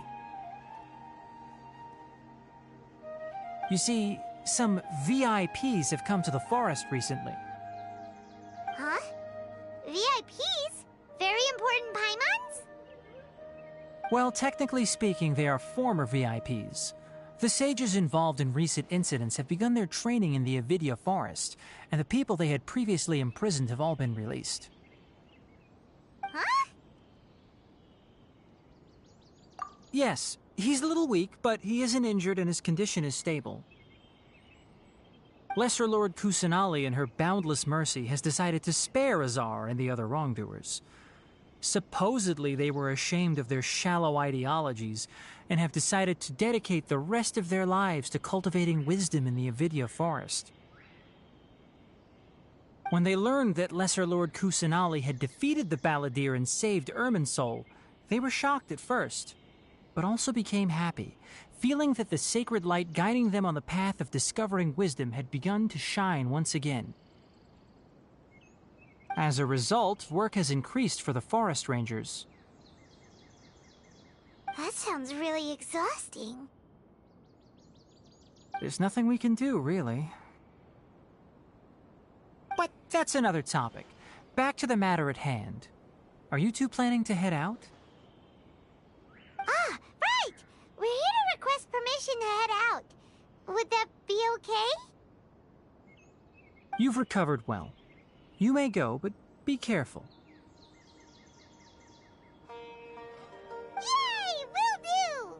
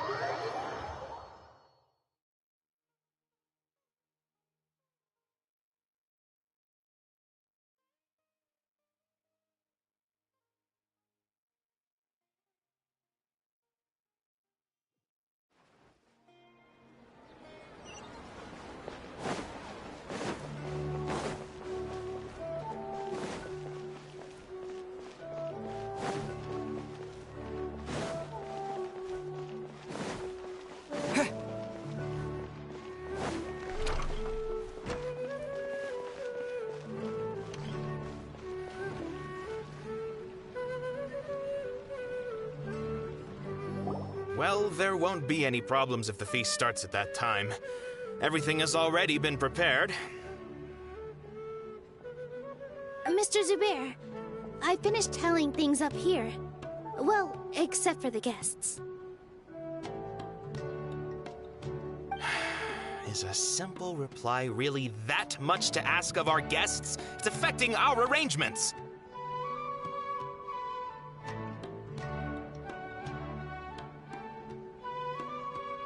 Oh, it'll be fine. Besides, it never hurts to get things ready in advance.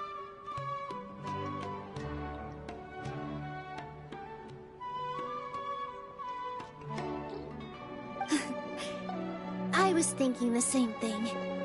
The feast will be held sooner or later, right? Hey, Milu!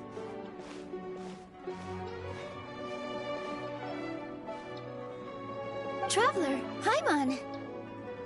We got your letters, so here we are! You're the best! The other guests haven't even replied yet. Huh? Are we the only ones that have arrived? Yeah, I had someone deliver letters to all of our guests. But maybe everyone is still busy with other things. Look, I get it. Sumeru is in an extremely important period of transition right now, but even if your friends are important figures, they shouldn't just ignore your request like this.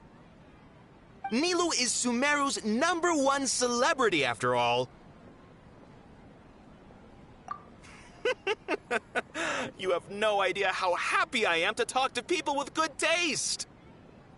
If you consider enjoying Nilu's dance as having good taste, then almost everybody has good taste. Because Paimon thinks everybody will love her performance. That's right. We all think she's amazing too. Nilu is an absolute favorite among those of us who frequent the Grand Bazaar. For Outlanders, you have a great eye. Master Zubair, let's have a vote for the most outstanding audience members next time. I think these two may win. Nonsense! It is not for us to determine the value of an audience. But indeed, we could try giving gifts to people with particularly good taste. I heard there's a device in Fontaine called a camera that can record people's appearances as pictures. Such pictures would make superb gifts. Ooh, good idea. I wonder where we can find one. I don't want you giving pictures of me to everyone. I'm satisfied just being able to perform here. There's always a lot going on at the Grand Bazaar. Yeah, and that's why I love it here. Traveler and Paimon, could you help confirm if the letters were actually delivered?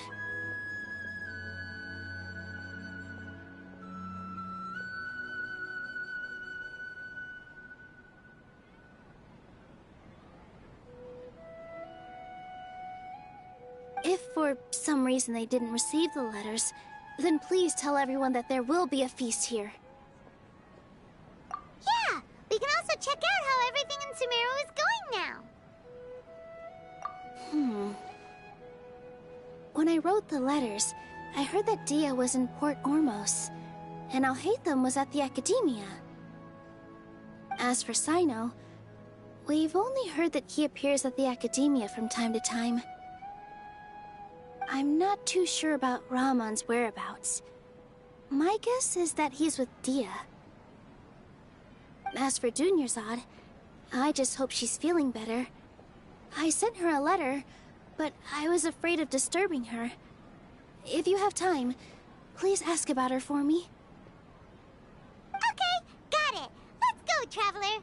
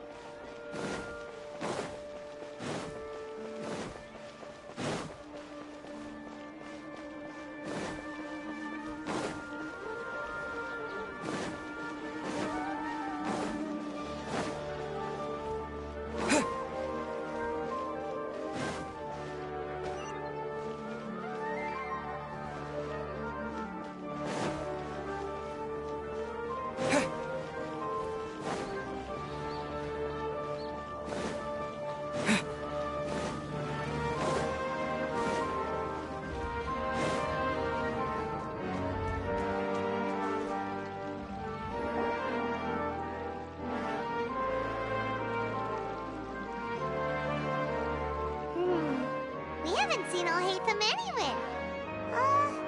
Let's ask that person over there.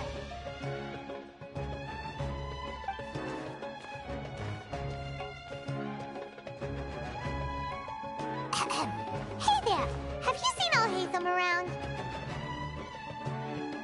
Yes, it seems Scribe Alhaitham has gone to the House of Dana. You should be able to find him there. But you're already the second group of people I've seen looking for him today. He must be quite the busy man. Oh? Who else was looking for him? Mr. Cavey was just here asking about him. You wouldn't believe how terrible their relationship is. And now you two are here. Don't tell me everyone's here looking for gossip about the sages. No way! We're strictly here on business. Ah, I see. Sorry, I thought maybe everyone's as interested in rumors about the sages as I am.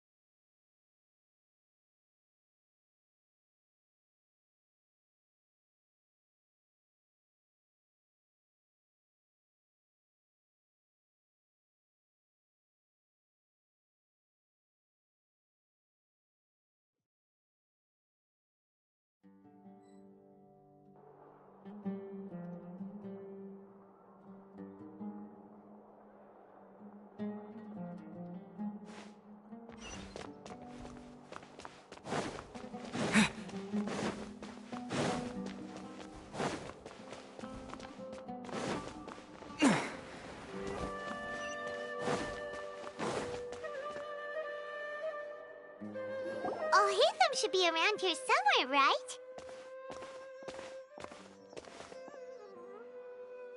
Oh, he's over there!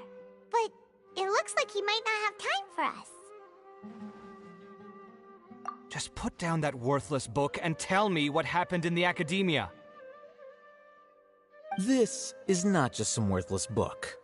Do you have any idea how difficult it is to find a physical book like this in Sumeru? It doesn't matter. It's probably just another thing that you used your authority to get your hands on anyway. Just put it aside. Listen, I came back today only to hear that the sages have disappeared.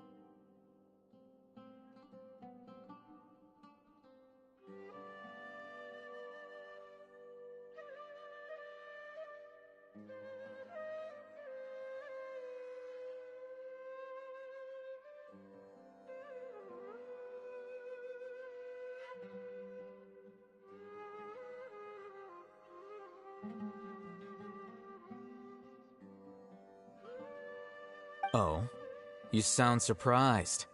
I thought you would already know the inside story. Would I be here asking you if I knew? You're the scribe, not me. So just tell me what you know already. Well, I almost became a sage.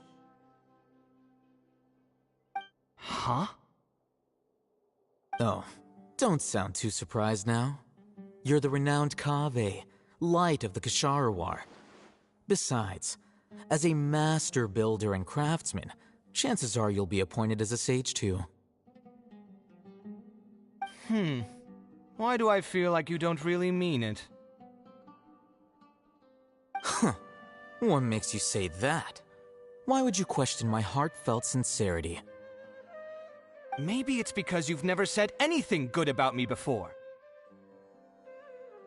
Yeah, well, I share a similar sentiment, and anyone who knows you as well as I do would surely do the same.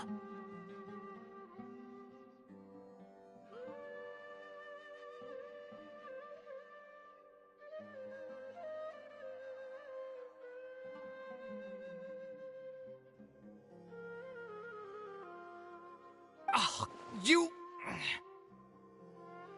See? This is why I hate discussing anything with you. Your ridiculous and arrogant attitude always gets in the way. It seems that you really can't stand my personality. Ha! What was your first clue? Well, then you might as well move out of my house. Are you threatening me? Stooping to a new low, I see. Ugh, and don't change the subject. You, a sage? What a joke. The academia might as well just close tomorrow. Are they having a fight? Forget what's going on with the academia. Haven't you been busy with your construction project? Tell me, when are you going to build yourself a mansion?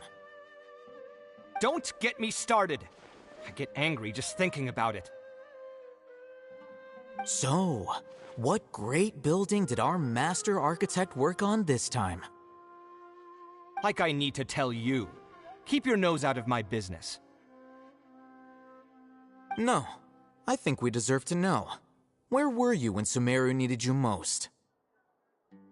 I was in the desert for a large project, but considering Haravatat's utter ignorance of architectural and aesthetic matters, you probably wouldn't understand. Which is truly unfortunate. I can only pity the man who doesn't understand the first thing about beauty and romance. Unlike a true... Hold on, wait a second. What do you mean by when Sumeru needed me most? Well, while you were out fiddling around in the desert, many people came together to save Sumeru from a crisis. Ha! And you think I'd believe that? Look, all you really need to know is that Azar and all his accomplices have all been overthrown. Huh? What nonsense are you talking about? It's no skin off my nose if you don't believe me. It's not like my Darshan was the one trying to apply for funding from the Grand Sage. Yours, though, on the other hand... You know what? I'll ask around. I'm sure someone knows what's going on here. You're dead if I find out you're lying to me.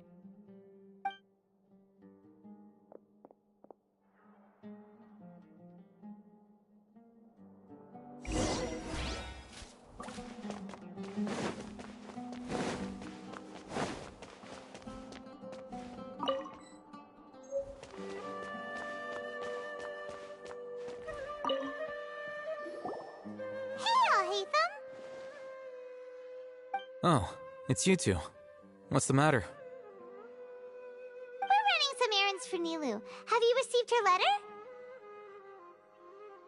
Letter? Nilu said she sent out a letter inviting everyone to a celebration feast in 2 days at the Grand Bazaar. We'll also be celebrating Zaino's reinstatement as General Mahamatra. If she addressed the letter to all Hatham of the Academia, then the letter should have gone to my office. I've been busy these days, so I haven't had time to check for any new mail at my office. I only now have some free time to attend to personal matters. Have you always been so busy with your work? Of course not. I'm only busy these days because several sages have been dismissed recently and the whole academia was practically turned upside down. Kainari told us they all went to train in the Avidia Forest. Apparently they will spend the rest of their lives there. That is already the best possible ending for the likes of them. 4 of the 6 great sages were possessed by their desire for power and attempted to create a new god. In order to pull it off, they even imprisoned the other 2 rational sages. To imagine such things could take place in the academia. I don't know where to begin. Yeah, you're right. Huh. Feels kind of strange to hear them called that after all this time. But then again, the 6th grade school sounded pretty impressive too.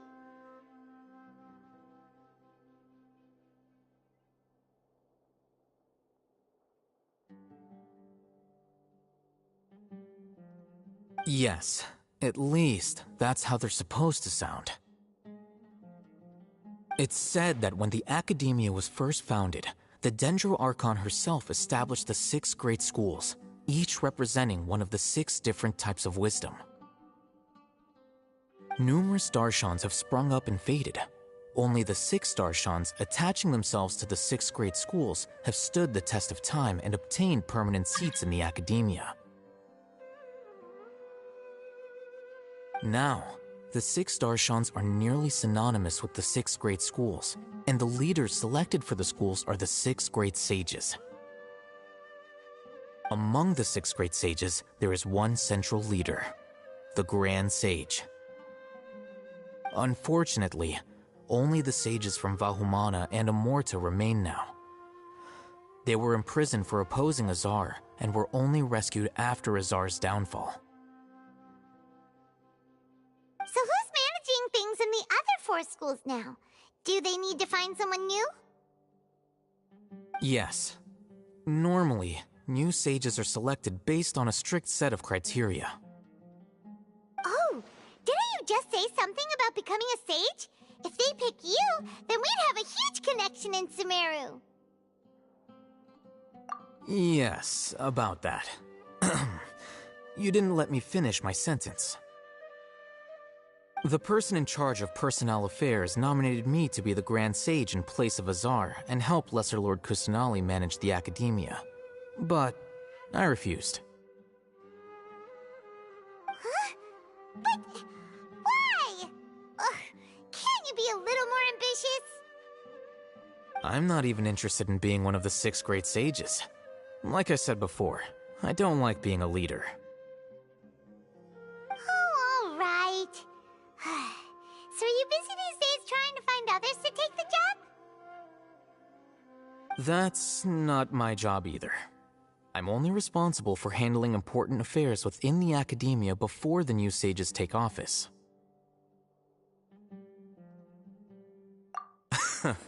And the first thing I'll do is reject Kasharawar's application for funding.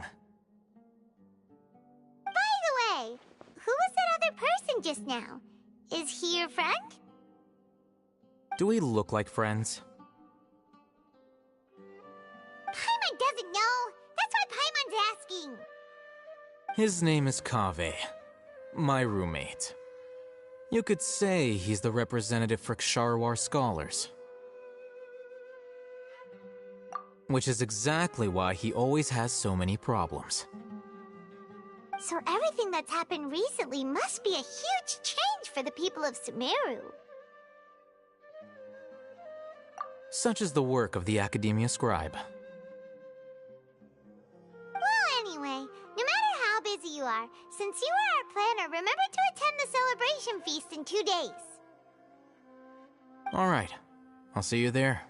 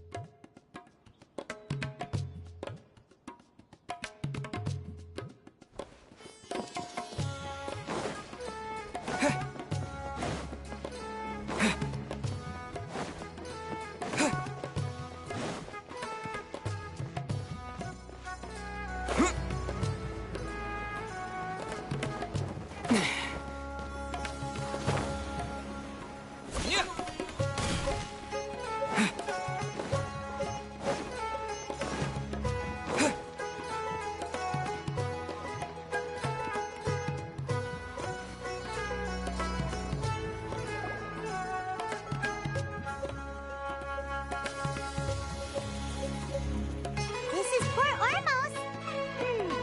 Now where could...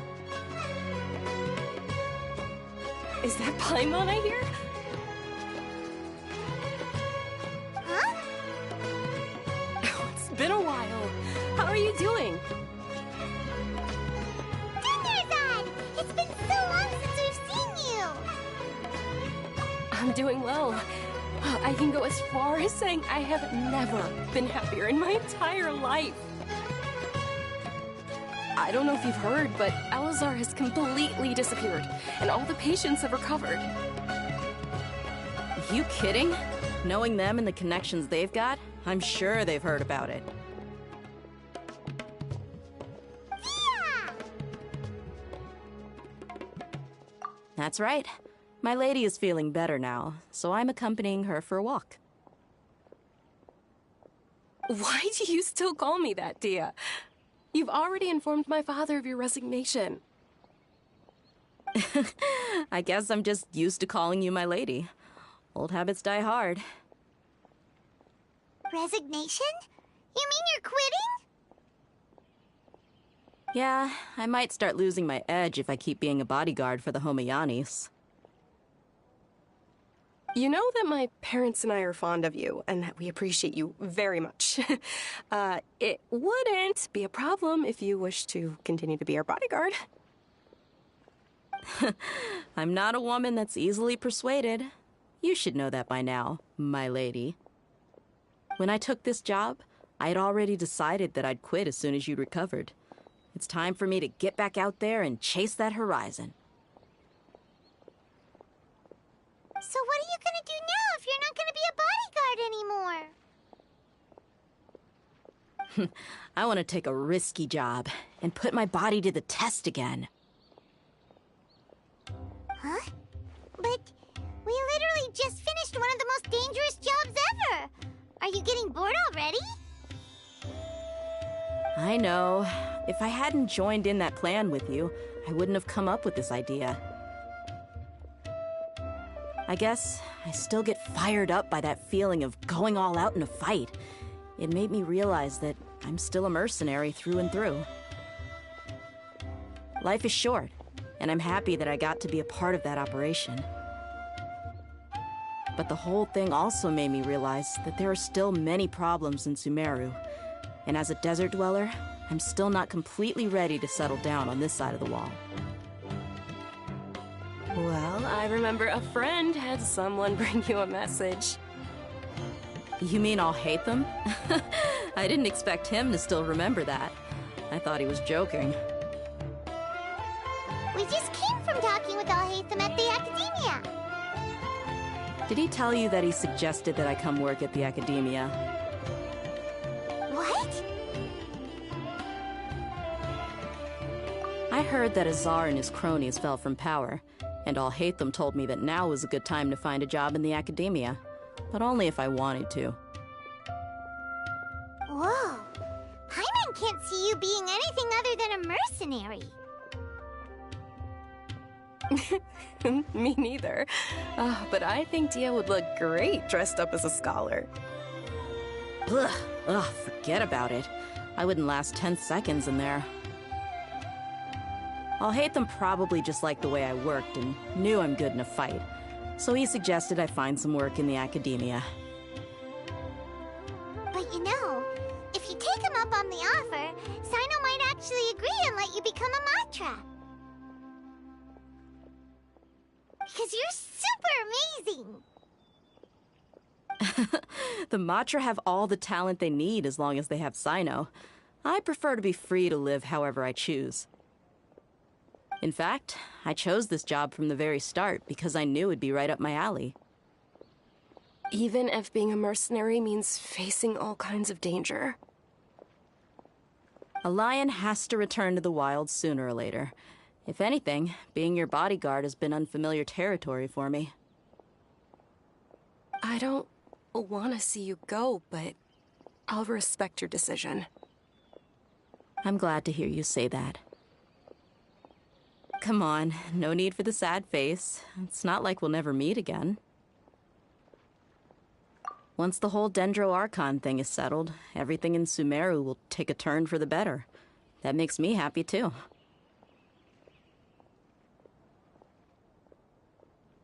But a peaceful society will probably mean less demand for mercenaries like me. Before long, we'll be a dying breed. So I'd better get to work while I still can. Huh? But wait a second! You make it sound like you're leaving now! Well, no. Not yet, at least. I promised my lady I'd stick around until next week. So, have you been in Port Ormos this entire time? We were wondering if you had received a letter from Nilu. Oh, did Nilu write to us? She heard that you were seen in Port Ormos, so she sent the letter here. Huh. It was probably sent to the inn that we're staying at. My lady has been very energetic lately, and keeps taking me on hikes, staying out even into the night. By the time we get back, the receptionist is usually off napping on the job. Right, and we tend to leave quite early in the morning, so the old man on duty is also usually dozing off. So what it really sounds like is that the person on duty is always asleep. I bet the letter's at the reception desk. I'll go check later. No wonder there wasn't a reply. You never received the letter. Good thing Nilu asked us to come and check on that. Sorry to make you two come all the way out here. It must be something important for Nilu to specifically write to us like that. Yes, she said they were preparing a victory feast in the Grand Bazaar, and will also be celebrating Sino's reinstatement as General Mahamatra. She was hoping you could come. Great! I'll be sure to attend. Count me in too. But is there some sort of dress code or anything for the feast? Can I just show up looking like this? Since it's being organized by Nilu, I don't think she'll be too picky about that. If anything, I think she wants to see us as our most natural selves. All right, then this is how I'll show up. The feast will be held in 2 days, so don't forget. Sure. Thank you so much for letting us know. We'll see you there. Oh, by the way, do you happen to know where Sino and Raman are? The General Mahamatra always comes and goes without a trace. Normally no one knows his whereabouts. Oh. But last time we met, he mentioned that he had something to do in Aru village. You can try your luck there. As for Raman, your guess is as good as mine. I only remember he said that he had something to discuss with Sino. You can ask Sino when you meet him. Don't mention it. You'd better get going. All right, on to our next stop.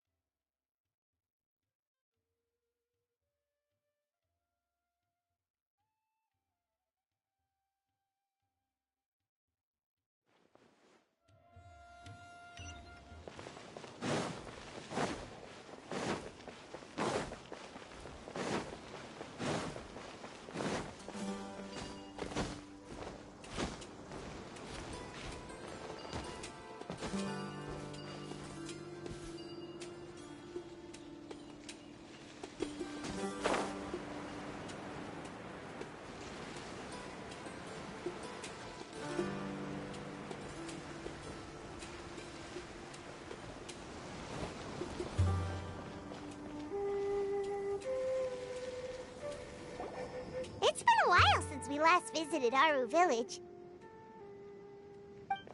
Ah, there's Sino!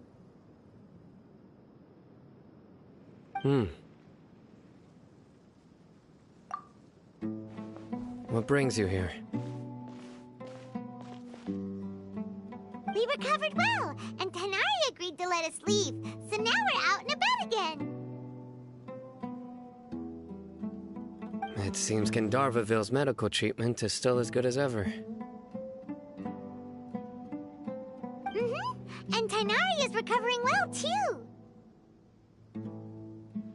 That's good to hear.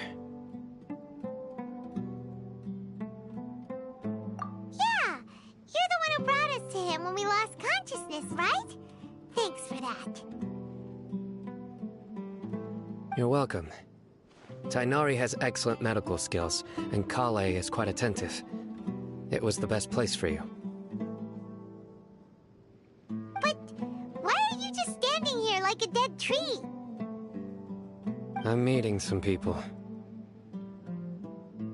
Oh, you mean Candace? I've already talked with Candace and the village chief. They're still at the usual place. You can go there if you'd like to see them. But you know one of the people I'm meeting as well. Oh, by King Deshret's blessing, my friend suddenly appears in the desert. Don't tell me you've run into trouble and need us to help now. Roman! And... huh? Sataria?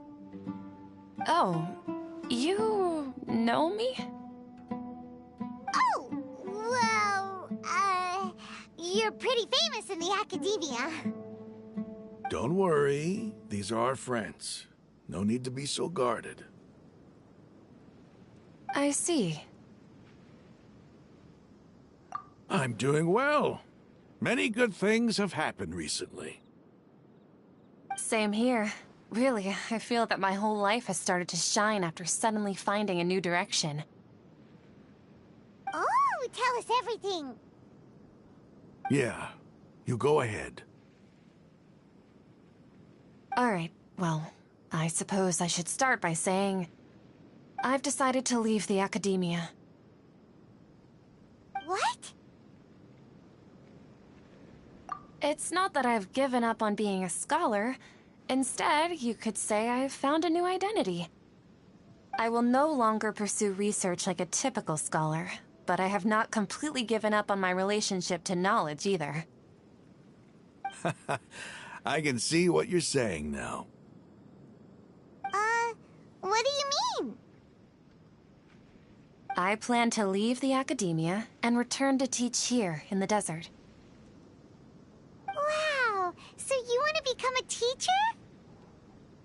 Sataria will return to support education here and teach people from the desert. She can't teach everyone on her own, but there are many of us Eremites all over Sumeru. She came to discuss a collaboration with me and hoped that I could bring her ideas to the Eremites. Yes, it's my hope that the Eremites can help me select a group of smart people with the best aptitude for teaching. I'll teach them, and after they've finished learning from me, they can go educate more people. That is the true meaning of education and the spreading of knowledge. The people of King Deshret suffer from sandstorms, exile, and ignorance. Miss Sataria is more than welcome to come teach here. Her arrival is like a star shining in the desert night. The stars have always guided caravans, thieves, soldiers, and travelers who get lost in the night. They lead those in the dark out of trouble and back to safety. Oh, please. Where's all of this coming from? I'm starting to feel a little embarrassed. You deserve these compliments. Mercenaries are accustomed to danger and don't fear death, which is why we recognize extraordinary actions that common people would easily overlook. Sataria's idea will bring much good to many people. At first, I feared it was destined to fail. Everyone knows that the academia doesn't allow scholars to teach in the desert without permission. As you know, all knowledge is under their surveillance and control, and very few desert dwellers are as lucky as me. But what I heard at that time has been haunting my heart, as if there were lightning bolts constantly bombarding my soul. Sataria, you tread a treacherous path, and the longer you ignore it, the tighter the Academia's grasp on you will become. Sataria, why haven't you gone home? Never forget that the desert that belongs to you lies elsewhere. Miss. These words sparked something in me, and I knew that I had to bring something back to my people after going home. I gathered up the courage to approach the Grand Sage, only to find that he was no longer at the Academia. Lord Sino told me that Azar didn't belong there anymore. Azar has received much-needed punishment. Though, if you ask me, it may have been too light. You probably have already heard. Lord Sino helped me obtain permission to leave the Academia for the desert, and accompanied me here to discuss collaboration with members of the Eremites. My plan was able to go smoothly thanks to him and Rahman. You're all doing so much for the desert. Aside from that, I also have some other business to discuss with Sino. Lesser Lord Kusanali has allocated many resources to support and develop the desert. I've done some business for her, and part of it required the assistance of the Eremites. I applied for a few batches of educational materials from the Academia, and sent them to several groups in the desert, as instructed by Lesser Lord Kusanali. I believe the people will make good use of them. That's exactly what the people here need. Physical books and other related items. If it weren't for Sino and Lesser Lord Kusanali, I'm afraid we'd never be able to get our hands on them. Apart from this, the Academia is also recruiting scholars that are willing to teach in the desert. I'll let you and Sataria know as soon as I have any more news. We must be persistent about this, and maintain these resources to ensure long-term effectiveness. This is the first time in hundreds of years we've had a glimmer of hope. I think this may be the turning point for the desert. Remember these words. Here lies our faithful priest, Kasala. His wisdom is a miracle among the people, deserving of high praise and admiration. I hope people with wisdom like that priest will rise again among the desert dwellers. Then we'll once again see the wisdom and glory that once shook the world. Enough about us. Are you here to discuss some business too? No, not at all. We're actually here on behalf of Nilu. Nilu wanted to write to everyone, but she wasn't sure where the letters should be sent, so she asked us to come find everyone personally. A celebration feast will be held in 2 days at the Grand Bazaar. She hopes that all of you will be able to attend. At the feast, we'll also be celebrating Sino's reinstatement as General Mahamatra. Although, judging from your appearance, it seems you've already been reinstated. Paimon thought you would only start working for the Academia after the feast. Celebration? Feast? It's the first I've heard of it. Tighnari was right. He really didn't know.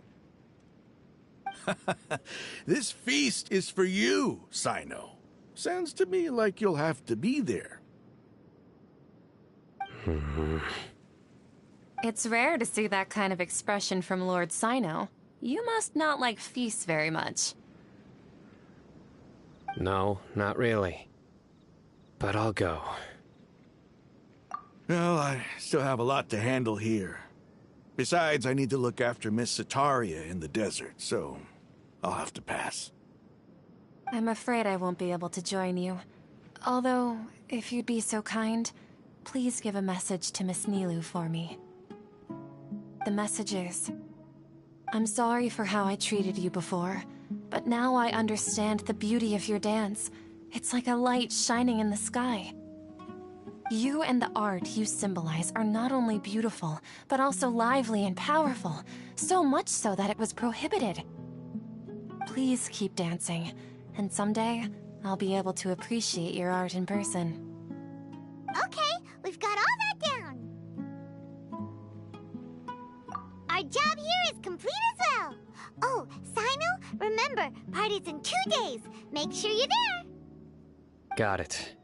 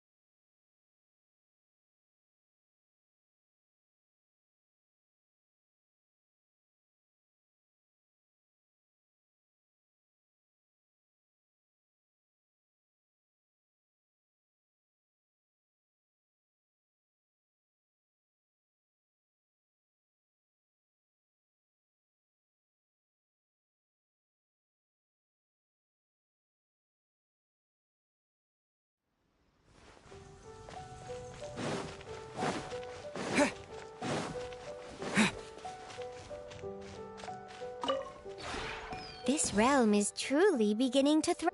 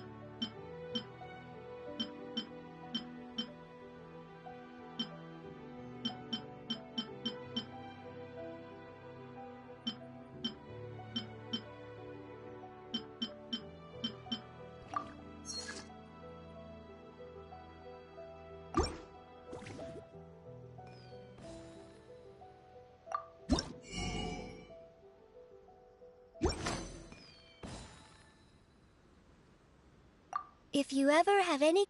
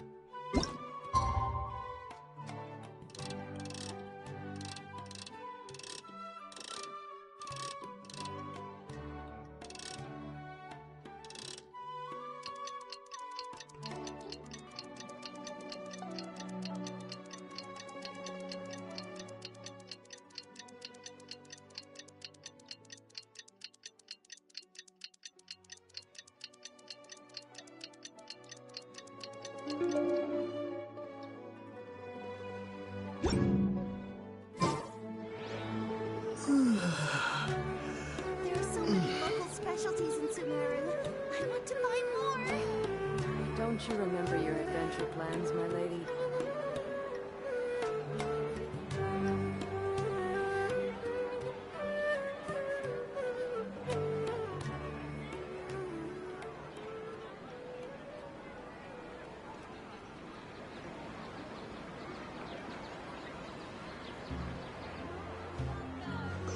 There are so many local specialties in Sumeru. I want to buy Don't you remember your adventure plans, my lady?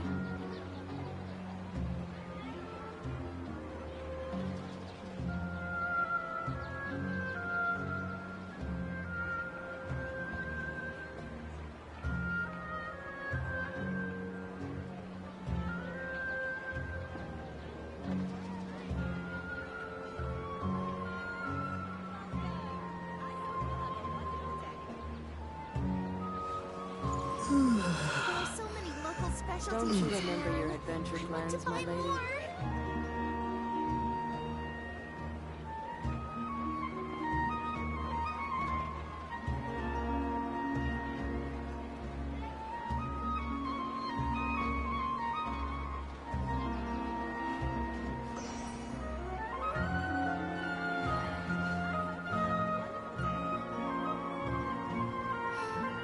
Don't you remember your adventure plans, my lady? There are so many local specialties in Sumeru. I want to buy more.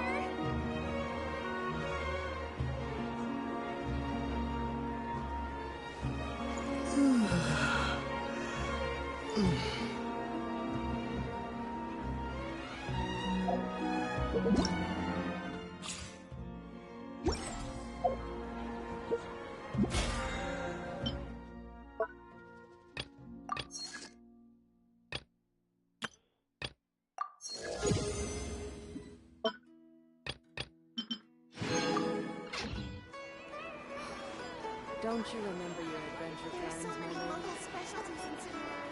I want to buy more.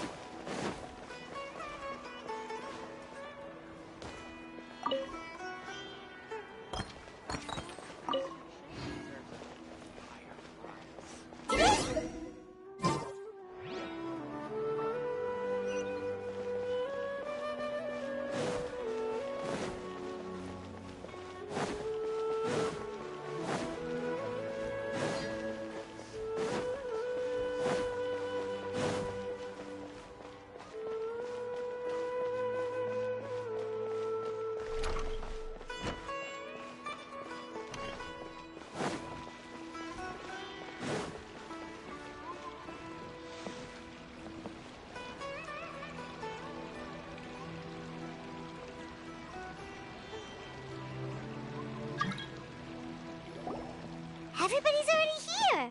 Looks like we're the last ones to arrive. I'm here. Ah, there you are. Well, look who finally decided to show up. You look like you came here immediately after finishing up some work. I'm very happy to see you here. But we're not late, are we?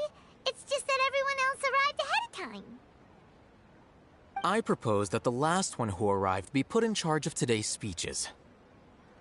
Nah, there won't be any speeches today. Oh, really? Well, even better. Come join us over here. Let's share some great food and drinks, and chat about all sorts of fun things.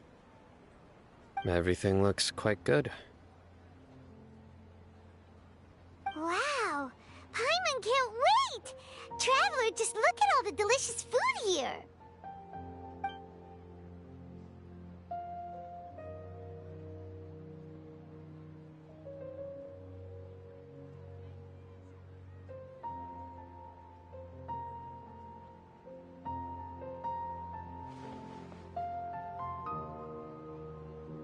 Whoa! It's so delicious! Oh, this grilled meat tastes amazing! The food was specially prepared for you by everyone in the Grand Bazaar. And we have gifts that were sent by the residents of Sumeru City when they heard we were holding a feast. Everyone that came said that you saved Sumeru and wanted me to thank you all on their behalf. Ah, feels kinda nice to be seen as a hero. I could get used to this. Being a bodyguard is also a hero's job. You've always been amazing, Dia. My lady sure has a way with words. Thanks. I'm glad to hear it. And I'm happy to meet everyone that participated in the great plan. Don't mention it. Come to think of it, we've really done something impressive together. It's unbelievable! We owe it to our abilities.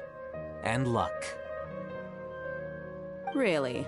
Why do I remember everybody thinking that luck was against us and feeling like we hardly had a chance of succeeding? That's how I remember it too. It's luck that brought us together, and it was luck that let us form a team.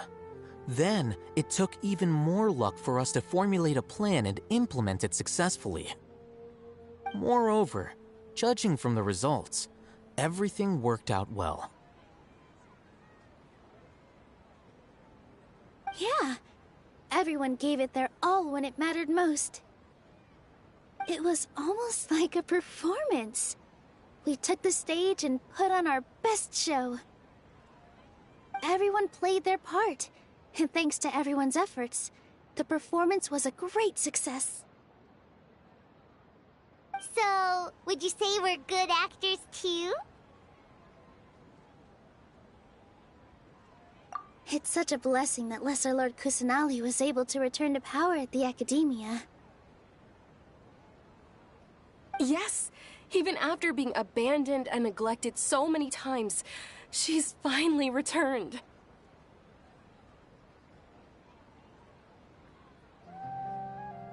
Uh-huh. Lesser Lord Kusanali once used all her power in a great disaster, which resulted in her losing all her wisdom and memories of the past.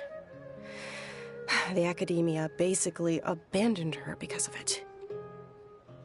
This should be something everybody should remember. Huh? You look surprised. I didn't say anything wrong, did I? No, everything you said is correct. That's good. Something wrong? Yeah, what's with that face? You knew all of this already. Even if those two giants of the Academia are here, I still have to say it. Those sages really have some nerve. 500 years ago, Lesser Lord Kusanali used all her power for the people of Sumeru, and what did they do in return?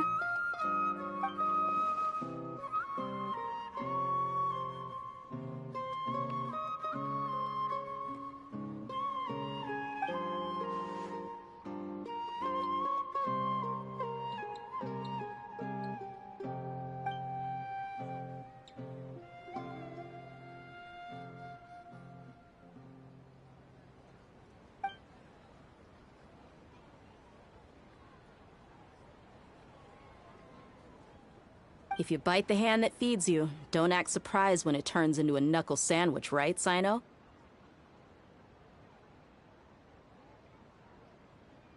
Perhaps I shouldn't say this, but their treatment of Lesser Lord Kusanali calls for a more severe punishment. You could simply tell Lesser Lord Kusanali that you wish to have Azar and his accomplices severely punished.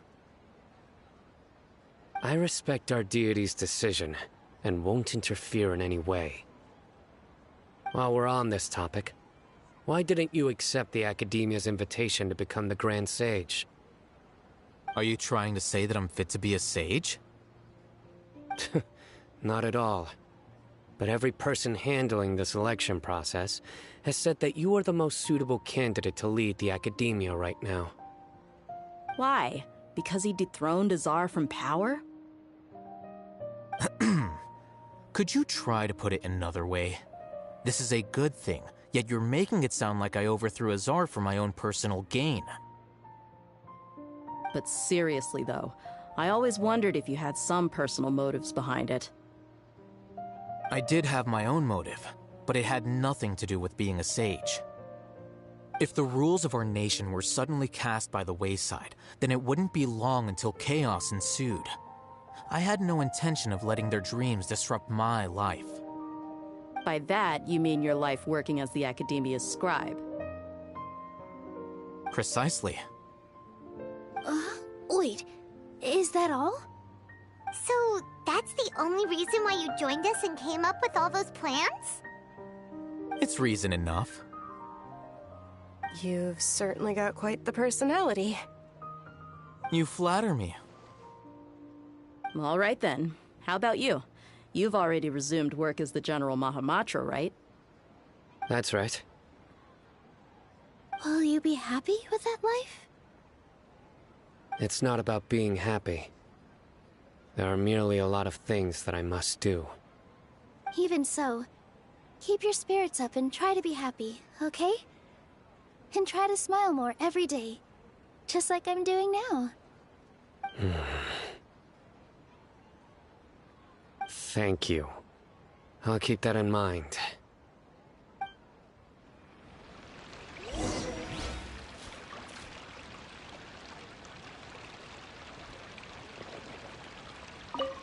I seldom participate in such lively gatherings, but the atmosphere here is quite good.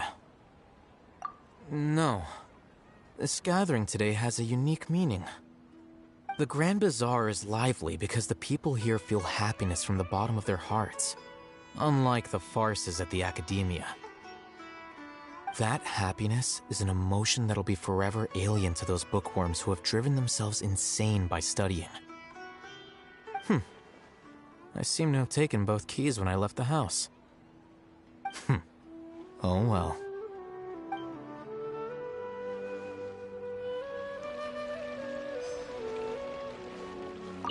Ah, there you are, traveler. Well, how is it? Are you enjoying the feast today? If there's anything you're unhappy with, just let me know. I'll be sure to take note of it. That's good. It's the first time I've ever invited so many exceptional people to one place. I was a little nervous myself. You see, every guest here is quite extraordinary.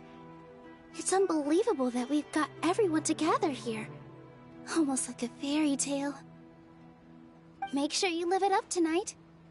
I'll be happy as long as you're enjoying yourselves. I'm honored to have her think of me this way. If I have a chance in the future, I would really like to invite her to one of my performances. I can't explain why, but I just feel elated right now. Thank you.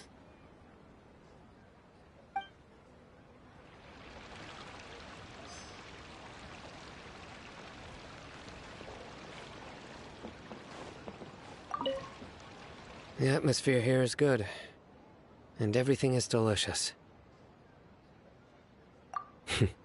Yeah. I don't often come to such places, but it feels quite good. I have a lot to handle these days. Otherwise, I could show you around. There's always next time. We're friends after all. This feast is pretty good. I like it.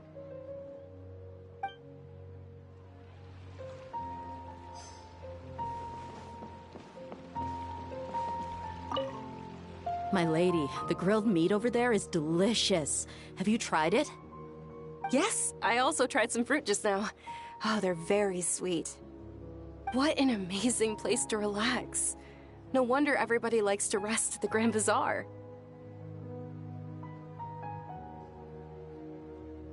You said it. Oh, look who else is here. Hello! Oh, I'm so happy Nilu invited everybody. Oh, now I have the chance to meet all the heroes. Hey, less of that polite chit-chat and more eating and drinking. The feast is about having fun, not stuffy formalities.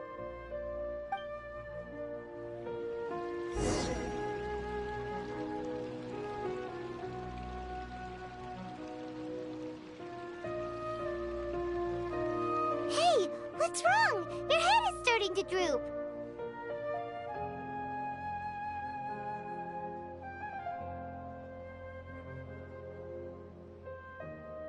Hey, you can't just fall asleep here. Paimon will go find something delicious for you to eat. You'll wake up once you've put something yummy in your tummy.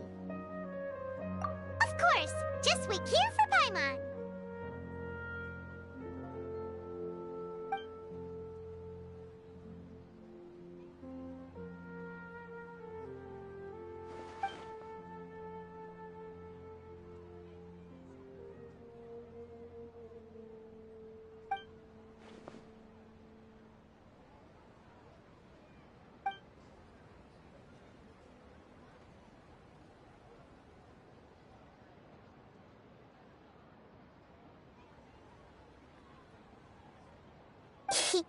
It's me.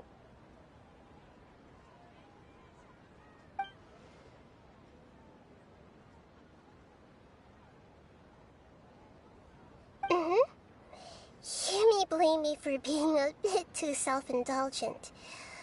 I was thinking about talking with you, and the next thing I knew, I had made a connection with you. The connection between us is amazing. It's like flora and the fence it grows upon.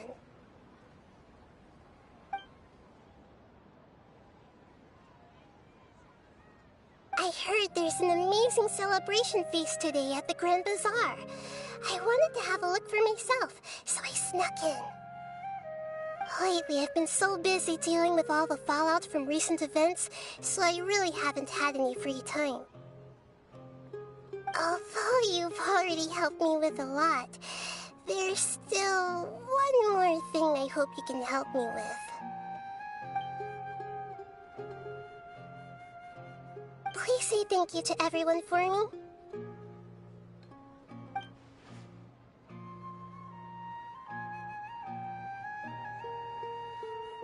Oh, is it not convenient for you to do that for me?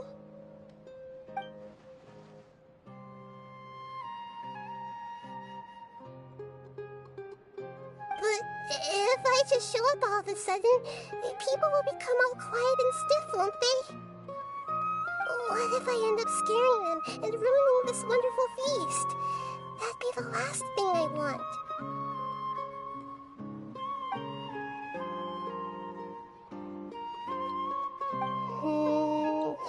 Let me think about it. Okay. Yes, I have.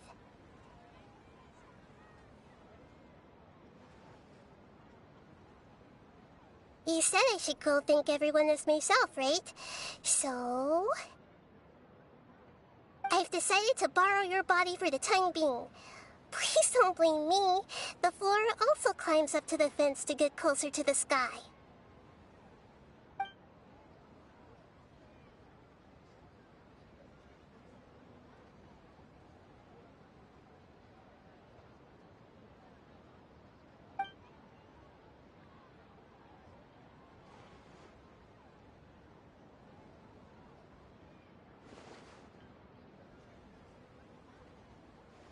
Everyone! Are you awake now? Paimon was just about to bring you the food. It's me. Huh? That voice. Nahida? Hold up. What's going on? I didn't expect to have a conversation with the consciousness of Lesser Lord Kusanali in the Grand Bazaar. Interesting. Is this also a part of the feast? No, of course not. Are you... Lesser Lord Kusanali?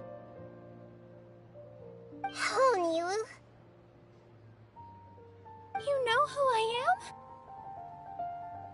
Yes, I already know every one of you. Nilu, Alhaitham, Sino, Dia, Paimon, and Dunyarzad. Lesser Lord Kusanali?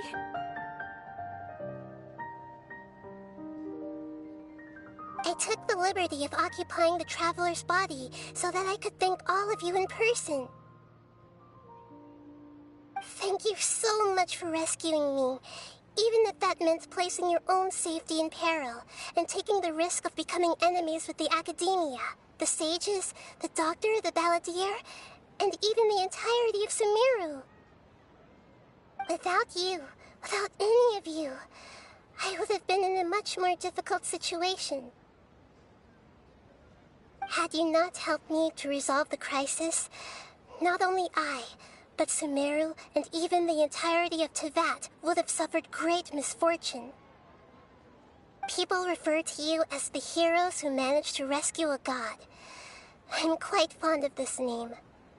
It not only explains your identities, but also bears witness to your relationship with me.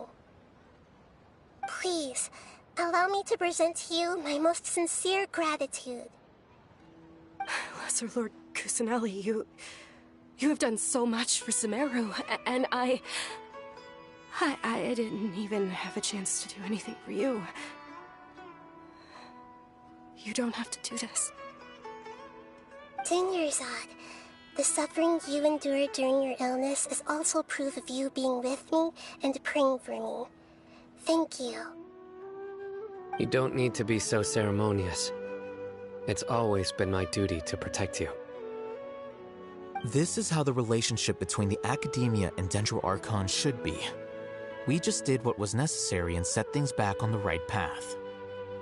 You're an Archon, but you act so humble. You really don't need to be so polite with us. I'm honored to have been able to take part in this plan. I hoped you liked the dance I dedicated to you. Thank you, all of you. Thank you so much.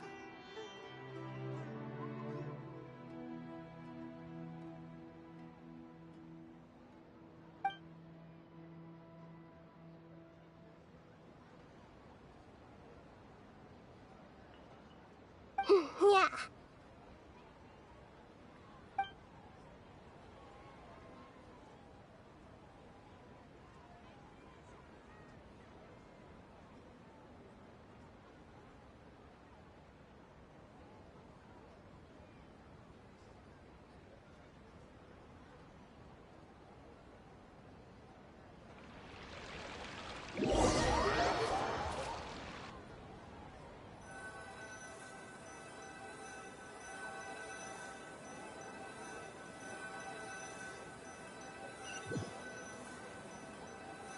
Are you awake? Did you rest well?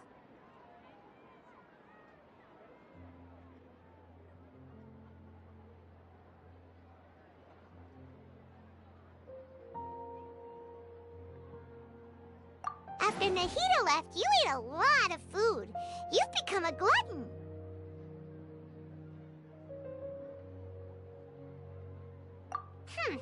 That just means you still have a lot to learn from Master Paimon, the Sage of Gluttony! Alright, since you're awake now, should we go and have a chat with Nahida?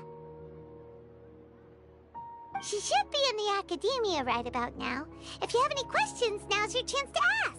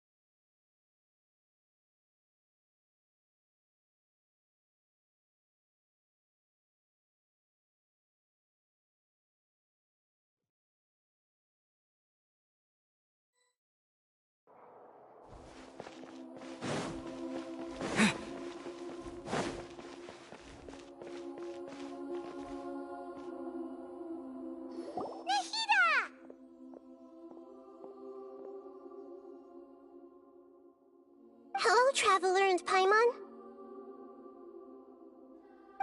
What a fantastic night. I'm still immersed in all the happiness and joy, like a candle floating on water. So are we, and that's why we're here to talk with you. Is there anything you want to know?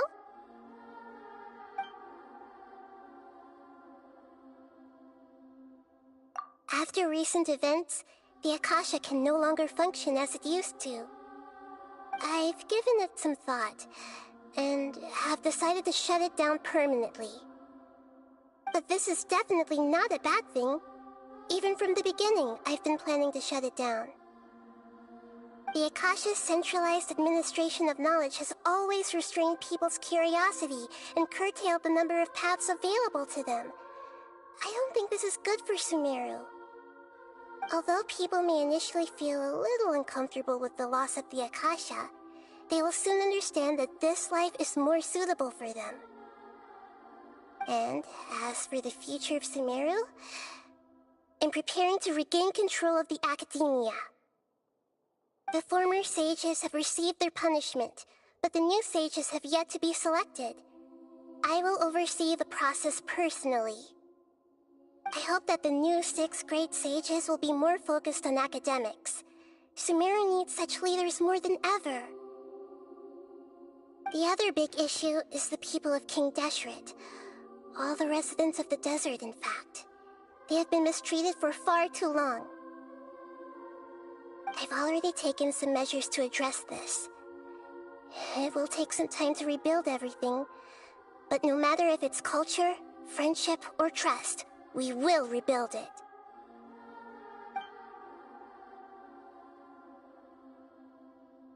You mean, what happened after the doctor put you to sleep?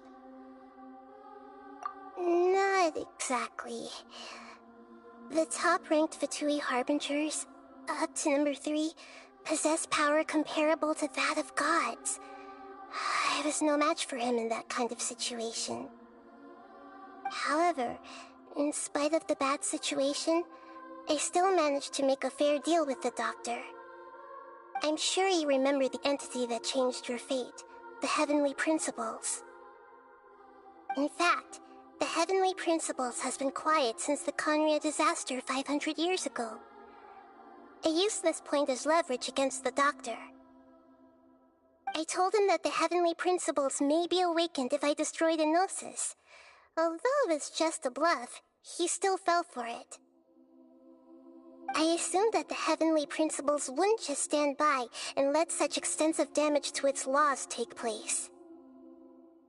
And as for what I exchanged for the Gnosis, the exchange served as both punishment for the doctor as well as a boon of new knowledge that I couldn't refuse as the God of Wisdom.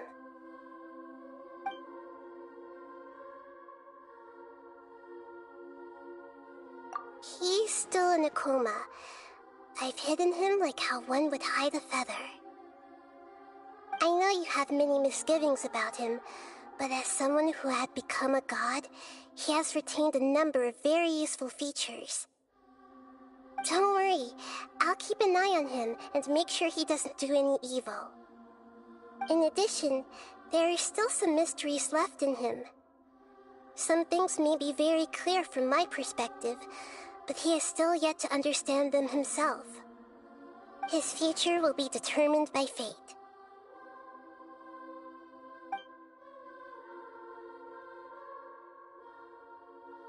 Is that where you're headed next? Fontaine, the Nation of Justice? As far as I know, that nation operates in a judicial system. Does their Archon personally judge people? No, there's a Chief Justice in Fontaine. Generally speaking, the Hydra Archon, Focalor, won't preside over individual trials. However, even then, Focalor will still make herself present at just about every trial. It seems that she just likes to immerse herself in that sort of atmosphere. As Archon, she still reserves the right to influence the final verdict. Anyway, let's just say she's got, a very unique personality.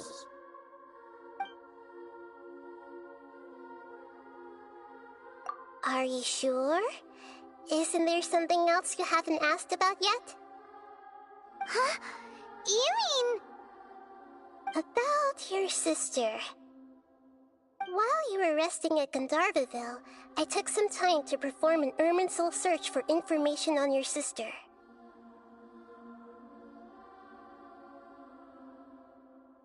Yeah! Isn't Irminsul a repository for all the information and memories of Tevat? So there shouldn't be anything on him or his sister. This is true in your case. Irminsul indeed does not have any information on you. However, there must be something different about your sister, because as it turns out, the world has recorded information on her after all. What? There is only one possible explanation. She belongs to this world.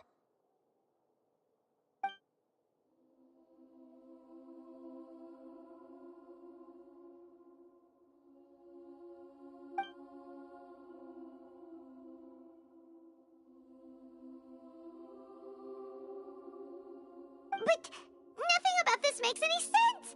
Wasn't this your first trip to Teyvat?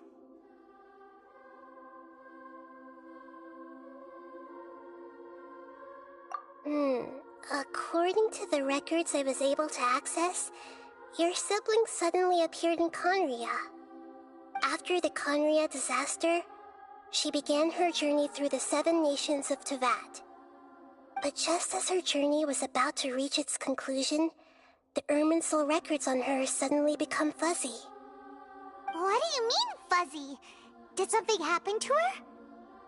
All I know for sure is that somebody, for reasons only they can know, is deliberately obfuscating her fate. And whoever it is, if they can do that, who knows what else they're capable of. But even that wouldn't explain how she somehow comes from this world. Something else I noticed was that according to these records, the Fatui have not classified your sibling as one of the Descenders. What's a Descender? Paimon's never heard of it. Look, I'm sure you must be curious about the information I received from the Fatui in return for my gnosis, right? A very important part of the intel was about this world's Descenders.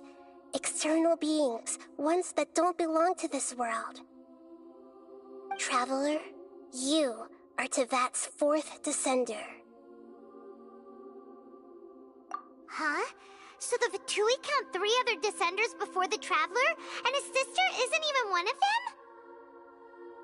That's right. My current hypothesis is that the first Descender was likely what we now call the Heavenly Principles. As for the other Descenders, I still need to verify their existence. It could take me some time. Paimon's head's about to burst from all this crazy new information. And yet, even knowing all this, I'm sure you must still have a lot of unanswered questions. I must say, I truly regret that I can't help you more as the God of Wisdom. There are many questions in my heart as well. I will need some time to go through each one of them. And soon, you'll also begin your journey anew and depart from Sumeru. I'm very interested in your future. It's a journey that can't be observed or recorded by this world. If fate is the ultimate knowledge, then your future will be the ultimate fate. Paimon's sure glad we got to meet you, Nahida. The pleasure is all mine. I can't thank you enough. Alright, that's enough talk for today. If you ever miss me, just close your eyes, and maybe I'll appear in your dreams.